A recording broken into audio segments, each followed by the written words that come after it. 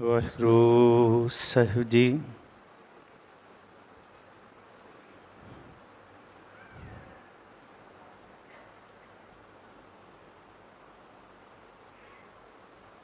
ਜਿਨ੍ਹਾਂ ਨਾ ਵਿਸਰੈ ਨਾਮ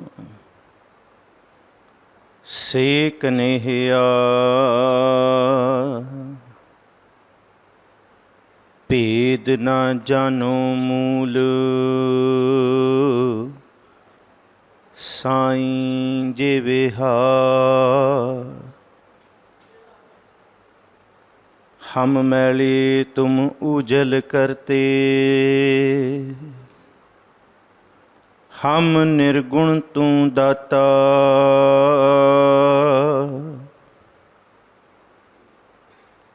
हम मूर्ख तुम चतुर सियाणे,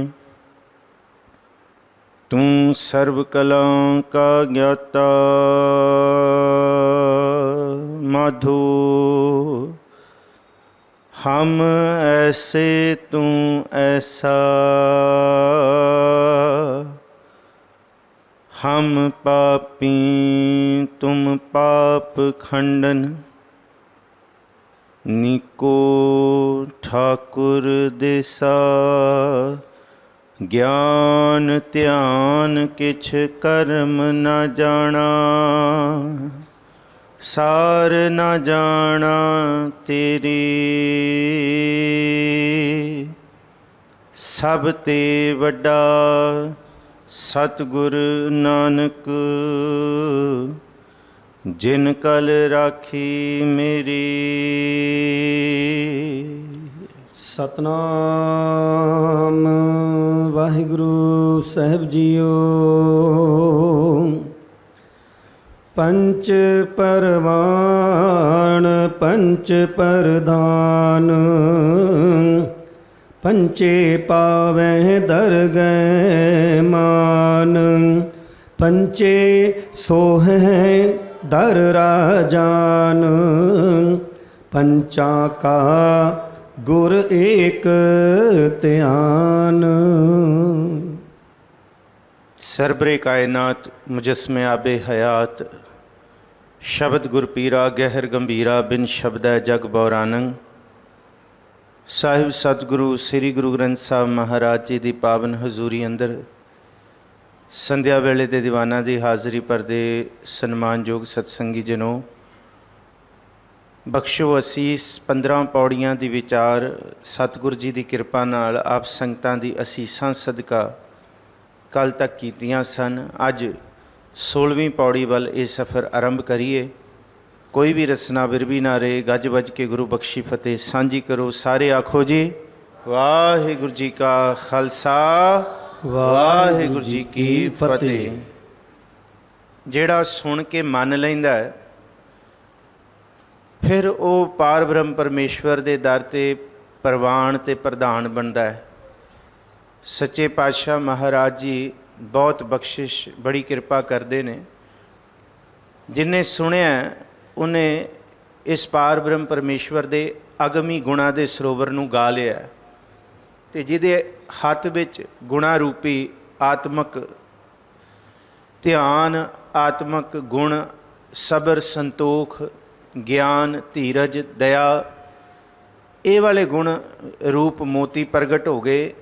ਫਿਰ ਉਹਨਾਂ ਦੇ ਅੰਦਰ ਐਸਾ ਧਿਆਨ ਜੁੜਦਾ ਜਿਹਨੂੰ ਮਨਨ ਆਖਿਆ, ਅਤੇ ਜਿਹੜਾ ਮੰਨਦਾ ਉਹਦੀ ਗਤ ਕੋਈ ਬਿਆਨ ਨਹੀਂ ਕਰ ਸਕਦਾ। ਉਹਦੀ ਸੁਰਤ, ਉਹਦੀ ਬੁੱਧੀ, ਉਹਦਾ ਮਨ ਐਨ ਇੱਕ ਸੁਰਤ ਦੇ ਵਿੱਚ ਟਿਕ ਜਾਂਦਾ ਹੈ। ਅਤੇ ਮੰਨਣ ਵਾਲੇ ਹੀ ਜਦ ਪਾਰ ਬ੍ਰਹਮ ਪਰਮੇਸ਼ਵਰ ਦੇ ਅਗਮੀ ਮਾਰਗ 'ਤੇ ਤੁਰਨ ਲੱਗਦੇ ਨੇ, ਅਤੇ ਫਿਰ ਉਹਨਾਂ ਨੂੰ ਕੋਈ ਰੋਕ ਨਹੀਂ ਸਕਦਾ। ਇੱਕੋ ਰੂਪ ਦੇ ਵਿੱਚ ਫਿਰ ਨਿਰੰਤਰ ਉਹ ਤੁਰੇ ਰਹਿੰਦੇ ਹੈ, ਸਹਿਜ ਰੂਪ ਦੇ ਵਿੱਚ। ਮੰਨੈ ਮਾਰਗ ਠਾਕ ਨਾ ਪਾਏ, ਮੰਨੈ ਪਤ ਸਿਉ ਪ੍ਰਗਟ ਜਾਏ। ਫਿਰ ਉਹਨਾਂ ਦੀ ਇੱਜ਼ਤ ਪਾਰ ਬ੍ਰਹਮ ਪਰਮੇਸ਼ਵਰ ਦੇ ਦਰ ਵਿੱਚ ਪ੍ਰਗਟ ਹੁੰਦੀ ਹੈ। ਫਿਰ ਐਸੇ ਜਿਹੜੇ ਪਾਰ ਬ੍ਰਹਮ ਪਰਮੇਸ਼ਵਰ ਦੇ ਧਿਆਨ ਵਿੱਚ ਜੁੜੇ ਹੋਏ ਮੋਕਸ਼ ਦੁਆਰ ਨੂੰ ਹਾਸਲ ਕਰਦੇ ਨੇ, ਫਿਰ ਉਹ ਸਮਝਦੇ ਨੇ ਕਿ ਪਾਰ ਬ੍ਰਹਮ ਪਰਮੇਸ਼ਵਰ ਹੀ ਇੱਕ ਧਰਤੀ 'ਤੇ ਦੇਣ ਵਾਲਾ ਹੈ, ਬਾਕੀ ਸਾਰੇ ਉਹਦੇ ਭਿਖਾਰੀ ਨੇ। ਬਸ ਫਰਕ ਇੰਨਾ, ਕੋਈ ਵੱਡਾ ਭਿਖਾਰੀ ਹੈ ਅਤੇ ਕੋਈ ਛੋਟਾ ਭਿਖਾਰੀ ਹੈ।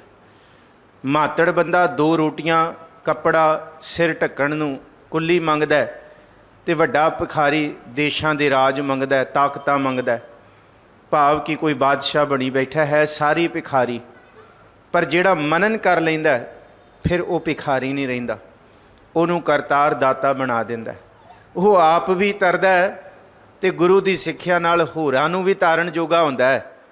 ਤੇ ਪਰਿਵਾਰ ਐਸਾ ਆਧਾਰ, ਕੁਲਾਂ ਉਹਦੀਆਂ ਤਰ ਜਾਂਦੀਆਂ ਨੇ। ਤੇ ਜਿਹੜਾ ਸੁਣ ਕੇ ਮੰਨ ਲੈਂਦਾ ਫਿਰ ਮਹਾਰਾਜ ਕਹਿੰਦੇ ਉਹ ਪ੍ਰਵਾਨ ਤੇ ਉਹ ਪ੍ਰਧਾਨ ਹੁੰਦਾ। ਇਹਨੂੰ ਅੱਜ ਦੀ ਪੌੜੀ ਦੇ ਵਿੱਚ ਮਹਾਰਾਜ ਜੀ ਨੇ ਕਿਹਾ ਪੰਜ ਪ੍ਰਵਾਨ ਪੰਜ ਪ੍ਰਧਾਨ ਪੰਚੇ ਪਾਵਹਿ ਦਰਗਹਿ ਮਾਨ। ਉਹ ਸੱਚੀ ਦਰਗਾਹ ਦਾ ਮਾਣ ਹਾਸਲ ਕਰਦੇ ਨੇ। ਆਓ ਜੀ ਇਸ ਪੌੜੀ ਨੂੰ ਜਿੰਨੇ ਜਿੰਨੇ ਵਿਦਵਾਨਾਂ ਨੇ ਆਪਣੇ ਆਪਣੇ ਰੂਪ ਦੇ ਵਿੱਚ ਬਿਆਨ ਕੀਤਾ, ਸਾਰਿਆਂ ਦੇ ਭਾਵ ਕਿ ਇਸ ਧਰਤੀ ਤੇ ਬਹੁਤ ਨੇ ਜਿਨ੍ਹਾਂ ਨੇ ਇਸ ਪੌੜੀ ਨੂੰ ਜਾਂ ਜਪਜੀ ਸਾਹਿਬ ਨੂੰ ਕਿਸ ਕਿਸ ਰੂਪ 'ਚ ਬਿਆਨ ਕੀਤਾ ਹੈ। ਥੋੜ੍ਹਾ ਥੋੜ੍ਹਾ ਦੀਦਾਰ ਕਰੀਏ ਵਿਦਵਾਨਾਂ ਦੀ ਆਪਣੀ ਉਡਾਰੀ ਦਾ। ਪੰਚ, ਇਹ ਪੰਚ ਲਫ਼ਜ਼ ਪੰਚ ਆਇਣ ਤੋਂ ਬਣਿਆ, ਪੰਚਾਇਤ ਤੋਂ ਬਣਿਆ ਕਿ ਜਿਹੜਾ ਚੁਣਵਾ ਹੋਏ, ਜਿਹੜਾ ਚੁਣਿਆ ਗਿਆ ਹੈ। ਥੋੜ੍ਹਾ ਜਿਹਾ ਇਸ ਪੌੜੀ ਬਾਰੇ ਦੇਖ ਲਈਏ। ਜਪਜੀ ਸਾਹਿਬ ਦੀ 38 ਪੌੜੀਆਂ ਵਿੱਚੋਂ ਕੁਝ ਵੱਡੀਆਂ ਪੌੜੀਆਂ ਦੇ ਵਿੱਚੋਂ ਇਹ ਵੱਡੀ ਪੌੜੀ ਹੈ। 16ਵੀਂ ਪੌੜੀ ਇਹ ਵੱਡੀ ਪੌੜੀਆਂ ਵਿੱਚ ਗਿਣੀ ਜਾਂਦੀ ਹੈ। ਇਸ ਤੋਂ ਬਾਅਦ 21ਵੀਂ ਪੌੜੀ ਅਸੀਂ ਪੜ੍ਹਾਂਗੇ। ਹੁਣ ਦੇਖੋ ਇਸ ਪੌੜੀ ਵਿੱਚ ਅਸੀਂ ਸਚਿਆਰਤਾ ਦੀ ਗੱਲ ਕਰਾਂਗੇ। ਜਿਹੜੀ ਸਚਿਆਰਤਾ ਦੀ ਗੱਲ ਅਸੀਂ ਪਹਿਲੀ ਪੌੜੀ ਵਿੱਚ ਕੀਤੀ, ਫਿਰ ਮੁੜ ਕੇ ਅਗਲੀ ਪੌੜੀ ਦੇ ਵਿੱਚ ਵੀ ਉਹਦੀ ਗੱਲ ਹੋਈ, 2 ਪੌੜੀਆਂ ਛੱਡ ਕੇ ਫਿਰ ਅੱਜ ਇਹਦੀ ਗੱਲ ਸਚਿਆਰਤਾ ਦੀ ਆਏਗੀ। ਇਵੇਂ ਪਿੱਛੇ ਅਸੀਂ ਤੀਰਥ ਦੀ ਗੱਲ ਕਰਕੇ ਆਏ ਹਾਂ। ਤੀਰਥ ਨਹਾਵਾਂ ਜੇ ਤਿਸ ਭਾਵਾਂ, ਤੇ ਤੀਰਥ ਦਾ ਖਹਿੜਾ ਨਹੀਂ ਛੁੱਟਿਆ। ਤੀਰਥ ਬਾਰੇ ਫਿਰ ਅੱਗੇ ਪੜ੍ਹਾਂਗੇ ਕਿ ਮੂਤ ਪਲੀਤੀ ਕੱਪੜ ਹੋਏ ਦੇ ਸਾਬੂਣ, ਕਿ ਬਾਹਰ ਦੇ ਮੈਲ ਉਤਾਰਨ ਦੇ ਨਾਲ ਤੀਰਥਾਂ ਦਾ ਇਸ਼ਨਾਨ ਨਹੀਂ ਹੈ। ਅਸਲ ਤੇ ਮਨ ਦੀ ਮੈਲ ਉਤਾਰਨਾ ਤੀਰਥ ਹੈ। ਫਿਰ ਤੀਰਥ ਦਾ ਜ਼ਿਕਰ 21ਵੀਂ ਪੌੜੀ ਦੇ ਵਿੱਚ ਪੜ੍ਹਾਂਗੇ। ਤੀਰਥ ਤਪ ਦਇਆ ਦਤ ਦਾਨ ਜੇ ਕੋ ਪਾਵੈ।